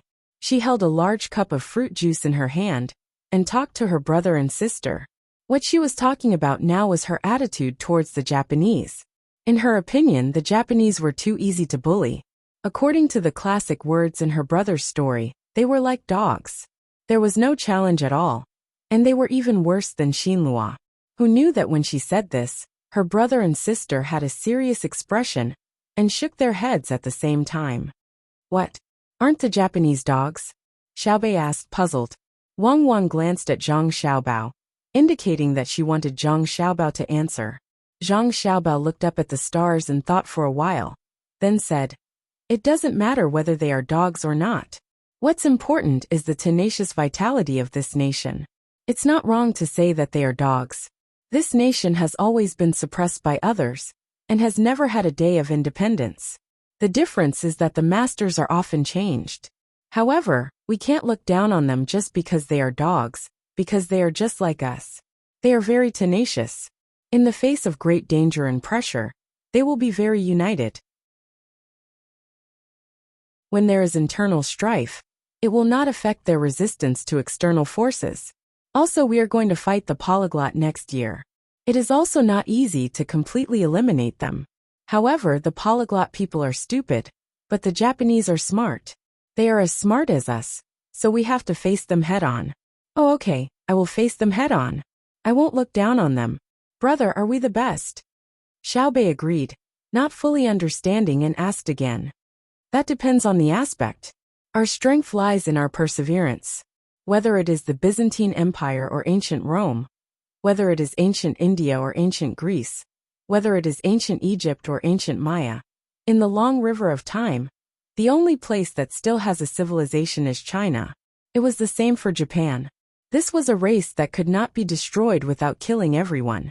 However, it was too difficult to kill them all. In the face of life and death, there was no status or dignity. There was only life. Therefore, no matter what kind of opponent you faced, please treat them as a person. Let's not talk about this anymore. I will tell you the story of currency exchange in the financial aspect.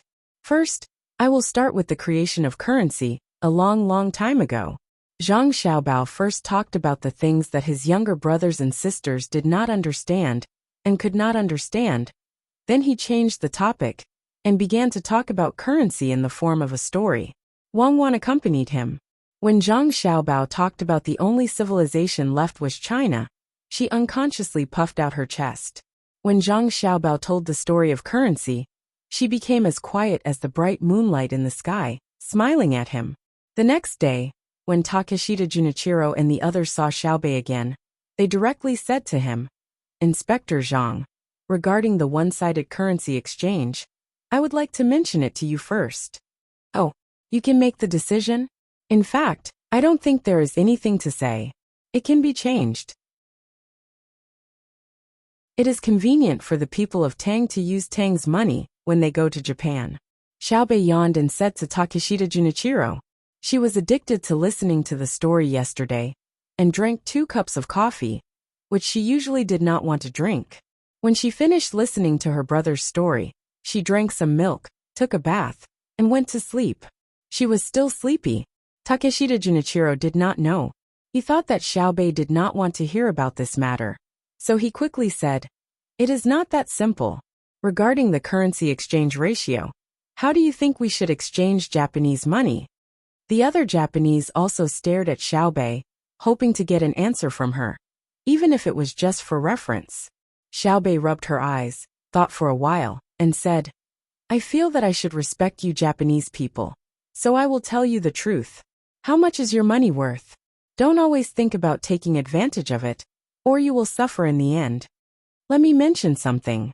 Calculate according to the price of livelihood goods, that is, clothes, food, and housing. There is no need to consider good. The same food, clothes, and housing quality. Compare them with Tang's, and then determine the purchasing power of your currency according to Tang's price. Then deduct the import and export tariff of Tang, and it is almost the final price of your currency. This is the most correct way. I will treat you as a living person, otherwise I would not tell you. I will let you do whatever you want."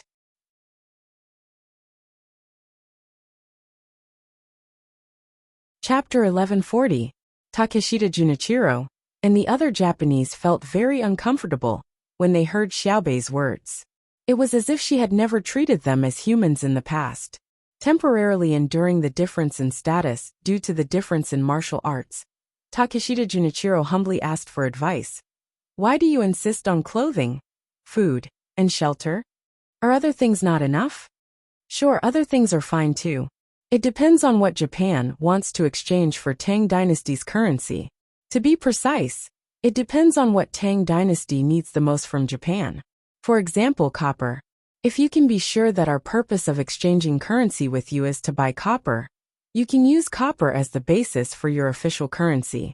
The real method is to calculate the purchasing power of the currency units between the two countries, and then find a balance between them. That is, the purchasing power of survival necessities and luxury goods. But can Japan calculate the purchasing power of your own country's currency? Tang Dynasty can calculate, because we have banks, as well as the final summary of the various types of goods and taxes. The problem is that we can't tell you. Even I don't know. There are very few people in my dynasty who are qualified to know." Xiaobei introduced a little more. She had thought of it after listening to her brother's story last night. Takeshita Junichiro nodded in agreement. "All right, copper it is and silver it is. I suggest that you use grain as the basis of calculation. For example, your current corn is about 26 copper coins per bushel, while my Great Tang is 7 copper coins per bushel. Adding on the 20% export tax and the transportation fee of the large ship, a bushel is about 9 copper coins. 1 copper coin for 2 of your points. 2. 889. Xiaohai directly said the number. "Yes, 2.8.9. Let's exchange 1 coin for 2.8 coins. Because your country is too small, when the grains are sold in a centralized manner, there will be a process of price increase. In addition, you also need to pay for transportation. I am really too kind to give you such a good idea." Xiaobei shook her head and sighed, as if she had let down Tang Dynasty. Takeshita Junichiro and the other two lowered their heads and thought about it. But they still did not understand what she meant. Yamamoto asked embarrassedly, "Why is my country's money not valuable?" "What do you mean your country's money is not valuable? It's copper that's not valuable, okay? So it's relatively worthless. But your copper can be sold directly to Tang Dynasty, and you can buy things from Tang Dynasty.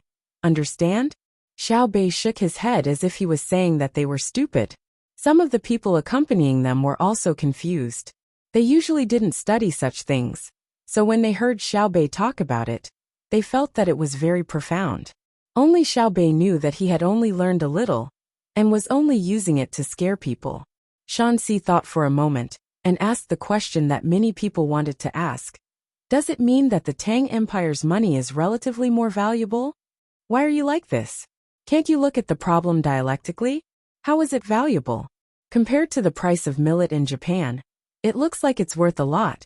But in fact, it's not worth a lot. When millet costs 7 coins a bushel, It means that the millet isn't delicious. Our demand for millet is getting weaker and weaker. With the research of the Taranangji temple, the production of poultry and livestock has increased. People don't need to eat too much millet, and other food sources have also increased. To be honest, money is not valuable, but the inflation of the currency means that we have done more details on our consumption. In the past, we could buy 2 candied haws for 1 copper coin.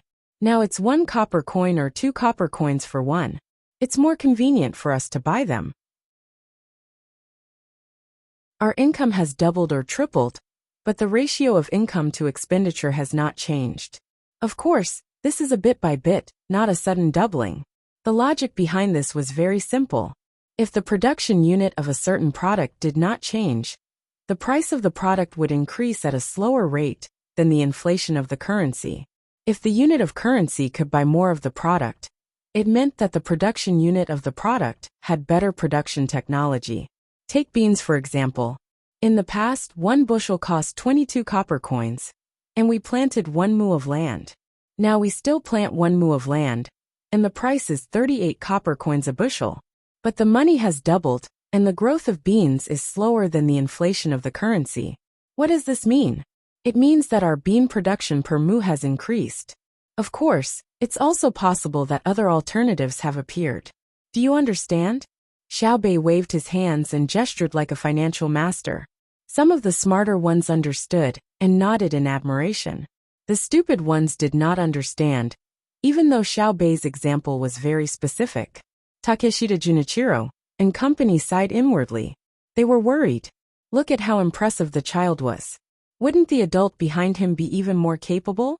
It wouldn't be easy to compete in the future. Yamamoto gave a thumbs up in admiration and then asked, "Why do you have to focus on millet? Isn't it better to change it to something else? If we change it to the rice from Hebei to the north, which ripens once a year, do you have that variety in Japan? If we change it to beans, how many can you grow in Japan? I chose millet because this is what you usually eat. Furthermore, millet in Great Tang is not a strategic variety. You can buy it in Great Tang at any time. I'm sincerely doing this for your own good. Think about it. If Great Tang were to take 10 million strings of cash to you and buy millet after the exchange, wouldn't you be dumbfounded? But now, we are using the value of millet to determine the currency exchange ratio. You can go to Great Tang to buy millet without any losses. At the very least, you won't starve to death. Xiaobei kindly reminded them, but the words she said made the Japanese break out in a cold sweat. Takeshita Junichiro trembled and raised his sleeve to wipe the sweat on his forehead. He took a deep breath and said, "Thank you for the reminder." Yamamoto thought of something else and asked, "If that's the case, we will have a greater advantage if it's a 1-to-1 exchange. Then if we sell goods to you directly, the price of goods won't be 1-to-1, right? Then when we buy things from you, we will use your Japanese money to settle the bill. There are other methods. If you don't believe me, you can try them. Remember my good intentions." Xiaobei curled her lips in disdain. As for what other methods they had, she did not know. In any case, she believed that her brother and sister could play the Japanese to death. Takeshita Junichiro trembled again and looked at Yamamoto. Yamamoto had once thought that he was very smart. He had gone to Buishin County, where Zhang Xiaobao and Wang Wan were officials, to cheat and play economic tricks. In the end, he had gone through a lot of trouble and lost all the silver that he had sent to them. Of course, he was not convinced and also tried to play tricks, but he also failed. Now that he heard Xiaobei's words, he realized how big the gap was between them. Why didn't he know how high the sky was and how deep the earth was? Patrol Inspector Zhang, we are just asking. As for the final exchange ratio, it will depend on the choice of the people in the country. But I believe that Japan and your country have always maintained an unchanging friendship. What do you think? Takeshita Junichiro said with a smile. Oh, you've changed your method of communication? Alright, I admit that the people of our two countries love peace. They are also full of yearning for a better life, and are willing to work hard for it. This was the case in the past, and it will not change in the future. In the long river of history, many things have disappeared, and many new things have appeared. However, The friendship between our two countries has become deeper and deeper. It has settled down in the little bits of time, and it can't be washed away or worn away. Then today, let's still watch the competition between the athletes that represent the friendship between your two countries. Let's grow in competition and deepen our understanding of each other. The sweat they shed on the field is more beautiful than the stars. Please. Xiao Bei saw that the other party was speaking diplomatically, so she quickly cooperated. She was most willing to say these kinds of words. This was her strength. Takeshita Junichiro and the other two couldn't help but sigh at the same time. They really didn't know what to do with the children of the Zhang family and Wang family. Yamamoto gave Takeshita Junichiro a resentful look. Takeshita Junichiro felt that he was in the wrong and didn't dare to say anything. Just now, he had a cheap mouth and insisted on talking about the friendship between the two countries. In the end, he still maintained the mentality of a child.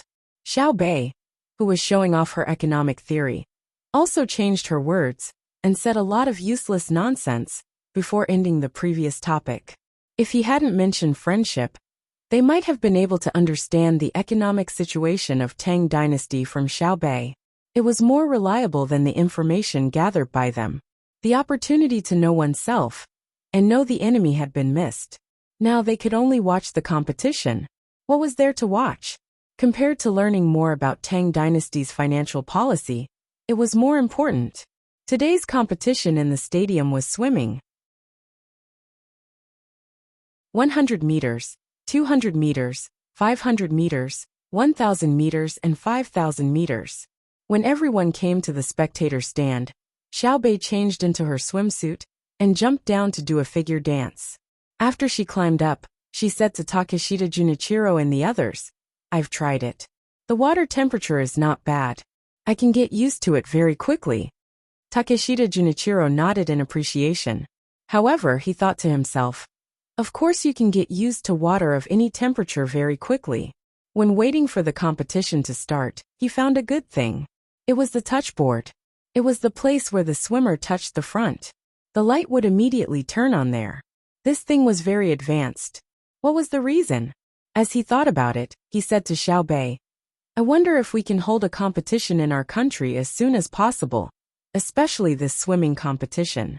I hope that you guys can guide the construction of the venue. It'll be good if it's the same as what you see now."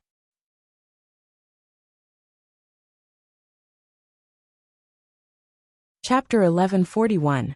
Takeshita Junichiro's invitation made Xiao Bei very happy. When he heard him mention the construction of the swimming pool, he immediately said, There seems to be a problem." Takeshita Junichiro, who was looking forward to it, almost choked when he heard Xiao Bei's words. He tried his best to suppress his desire and not let it show. He asked, "There's a problem?" Yes. As for what the problem is, we need to have a meeting to discuss it." Xiao Bei sat up straight in the stands and tried his best to look at the swimming pool. What meeting? Takeshita Junichiro felt that Xiao Bei was not normal. It was as if he was hiding something. What meeting? Yes, what you asked is exactly what we need to discuss. There are 3 points in the meeting. First, what kind of meeting we are having. Second, why we are having this meeting. Third, how to hold this meeting. You know, right? Xiao Bei tried his best not to blink as he spoke. Takeshita Junichiro. Look, the 5-kilometer swimming preliminaries are about to begin. You guys watch first. We'll excuse ourselves for a moment and go to the meeting. Xiao Bei stretched out his little finger and pointed at the swimming pool. He tried to make his smile as sincere as possible before getting up and leaving. Takeshita Junichiro was confused. Wei nodded, indicating that she understood. She muttered, "There's a preliminaries for the 5-kilometer swimming?" The group of children left the stands and found a gymnasium's lounge. Xiao Bei let out a long breath. I was almost exposed. Zhang Feng, did you pull me from behind?" Zhang Feng nodded vigorously. "He has bad intentions. He wants to steal our technology. We'll build it and leave it to them in the end." Didn't Brother's story say that if you can build something for the competition outside, you usually have to give them money? This is a good opportunity to promote us. Xiao Bei tried to put the matter into the story. In the story, they have their own technology. Moreover, There are others who can spend money to buy the product. Even if the Japanese have the money to buy the product, we can't sell it to them, right? Zhang Fang reminded. The other children nodded at the same time, including Pan Air and her sister. As for whether they understood or not, it was not important. Oh, while the Japanese have such a bad conscience. They almost fooled me. They clearly underestimated my diplomatic wisdom and went too far. I treated them like humans, but they actually played me like a monkey. We have to think of a plan. If we don't teach them a lesson, they won't know how many eyes we have. Xiao Bei put his hands on his waist, feeling extremely indignant. All the children deeply agreed. Xiao Bei had been schemed against in diplomacy, so it was the same as them being bullied. If their group of brothers and sisters couldn't beat others in their field of expertise, wouldn't that mean that the others were even more useless? Thus, the group of children began to discuss this matter. Directly rejecting them was the simplest way. But the children felt that this was not the style of the Zhang family and Wang family, and would weaken the reputation of their older brother and sister. Since the Japanese wanted to scheme against him, then he would play a scheme within a scheme, a chain of schemes, and beat them at their own game, so as to relieve the hatred in his heart. Xiao Yuan, what's the most brilliant of the 36 stratagems? After discussing with his brothers and sisters, Xiao Bei got a general plan, and turned to ask Wang Xiaoyuan. Leave first, Xiao Yuan answered. You can only run when others chase after you. Would the Japanese dare to chase after you? Change it. Xiao Bei was dissatisfied. That's the first stratagem of the defeat stratagem, the beauty trap. The beauty must be beautiful, to the extent that she can topple a city with one look, and then topple a country with another. Once this stratagem is used, the other party usually ends up with the destruction of the country, but I can't bear to send you away. After you leave, who will bully me? As Xiao Yuan spoke, he saw that Xiao Bei's expression was not good, so he quickly added a few more words. Let's get down to business. Xiao Hai saw that Xiao Yuan was speaking glibly to his sister, so he couldn't take it anymore. That's loosening the reins in order to grasp them better, creating something out of nothing, pulling the ladder out of the house, and turning the guest into the host. We have to cooperate with brother and sister's plan.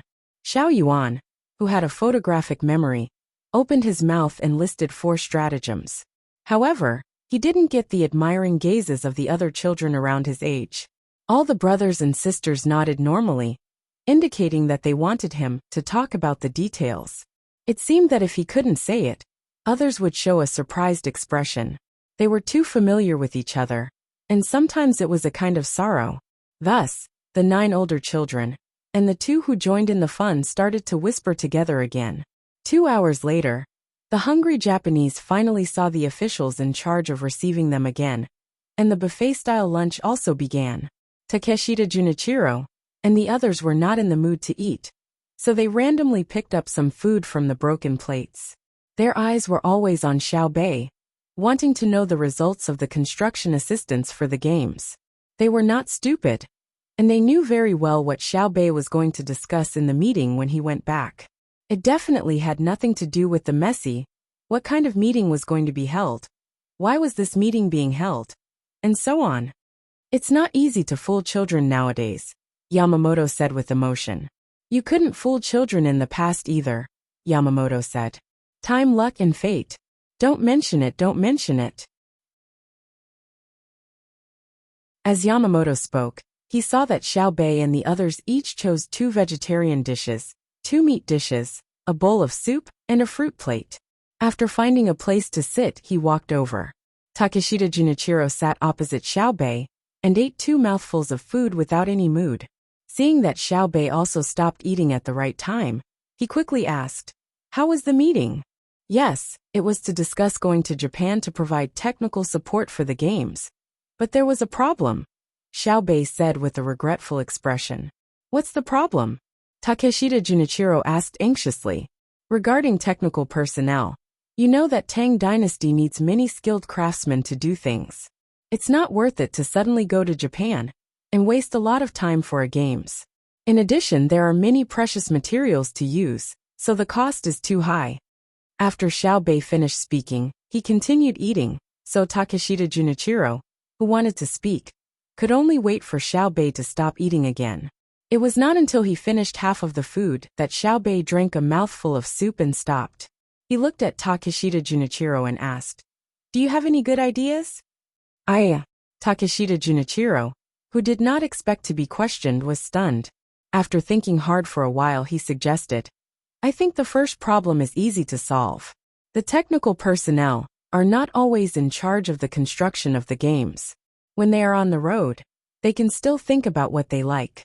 Even if they come to Japan, we can provide them with a very good place to do their research." "That's right," Yamamoto interrupted. "In terms of cost, Japan is willing to take out anything we have, as long as you like it." "Really? Then there's no problem. You can choose a time, and we will arrange for the personnel. However, the previous matter has to be resolved first." Xiaobei agreed readily. Takeshita Junichiro asked in surprise, "What previous matter?" "One is to send war criminals to Tang Dynasty for us to educate, and the other is to cede land as reparations." "What? Have you forgotten? You have already forgotten the harm that Japan has caused to the people of Tang Dynasty so quickly. Many people's wounds have not healed. Even if the injuries on the body are healed, there will still be scars left. There is no need to talk about the trauma in the heart." Xiaobei stared at him, as if he was holding his heart. He felt as if he had angina. Takeshita Junichiro hurriedly nodded. I remember. I never dare to forget. Yes. Send the people over and compensate you with the land. We will also compensate you with money, as well as the seeds and abalones that you provided. We will think of a way to rush it and complete it as soon as possible." "Very good. Let's eat. Don't waste." Although the buffet provided by the stadium doesn't require you to spend money, it is precisely because it is a buffet that the guests need to cherish the food. Take as much as you want. If it's not enough, the kitchen will prepare more. Xiaobei pointed at the plates in front of Takeshita Junichiro and the other two.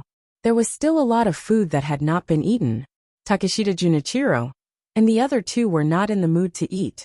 Their minds were filled with the thought of tricking Tang Dynasty's technicians to Japan. When they arrived in Japan, no matter how much they had to pay, they had to find a way to make the technicians stay. If they could not make them stay in Japan in the end, they had to at least let the technicians stay in Japan for a while. Looking at the food in front of them, the three were immediately worried. There were many dishes that they did not like to eat. "The buffet I saw a few days ago was not eaten like this." Takeshita Junichiro, who really did not want to eat, said to Xiaobei. "Oh, where did you see it? How did they eat it?" Xiaobei was curious. "Chuanzhou. When I passed by Chuanzhou on my way from Japan, the officials of Chuanzhou held a banquet in Army Officer Chow's house. It was a buffet. The dishes were placed on a very long table that was pieced together, the kind that was half a circle. Then, they filled glasses with wine and drank while chatting with others. However, no one touched their chopsticks to eat. There were no chopsticks, only knives and forks. One of their people who participated in the banquet told me that it was a very embarrassing thing to eat under such circumstances. Patrol Inspector Zhang, what do you think? Takeshita Junichiro could only say this to Xiaobei because he did not want to eat. "Oh, very good. That's something that was mentioned in my family's storybook. I used to treat some people to that kind of buffet, but I didn't expect that someone would learn it, and even learn it to this extent. Chuanzhou's Army Officer Chow, right? Not bad. Thank you. Let's eat." After eating, there is still a competition in the afternoon. Xiaobei laughed sinisterly. Takeshita Junichiro felt his stomach cramp and his heart clench. He knew that he had accidentally sold out the officials of Chuanzhou. "Okay." Takeshita Junichiro agreed, and began to stuff food into his mouth. In his heart, he mourned for Chuanzhou's Army Officer Chow. There was no need to think too much. He was definitely going to die. Not to mention that he was just an army officer. Even if he suddenly became a provincial governor, it would be useless. There was no need to mention any backing. When he finally finished eating the food on his plate, Takeshita Junichiro rubbed his stomach and looked around. He found that everyone else had also finished their food. They seemed to be very self-aware. Only Pan and her sister had not finished eating. However, they could take the leftover fruits to the stands to eat. Just like that, a month passed quietly by in the various competitions between the Japanese and the Tang Empire. There was really nothing to compare.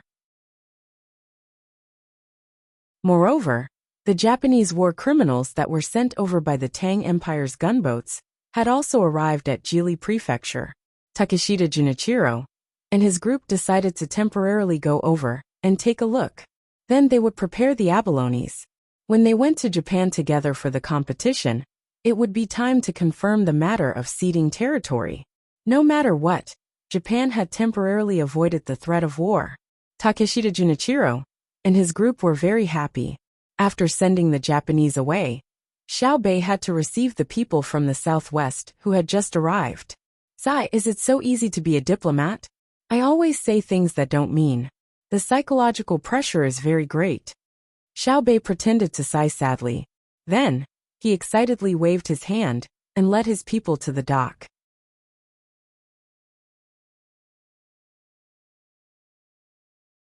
Chapter 1142. When receiving the people from the southwestern tribes, Xiaobei and his men appeared to be very relaxed. They pretended to be kind and friendly, which was 100 times better than their attitude towards the Japanese. Only Pan and her brother would always show malice. In the eyes of adults, this was just a child's mischievous behavior. After arranging for the tribesmen, who deliberately wore gorgeous clothes, but always acted like rustic people, to enter Ocean Cloud Restaurant, Xiaobei returned to where the royal carriage was at night. He could no longer hold back the hatred in his heart and muttered, "That's right. Damn it. I want to hook them all up with hooks and throw them into the sea to catch sharks. They're even more detestable than the man-eaters and the Japanese.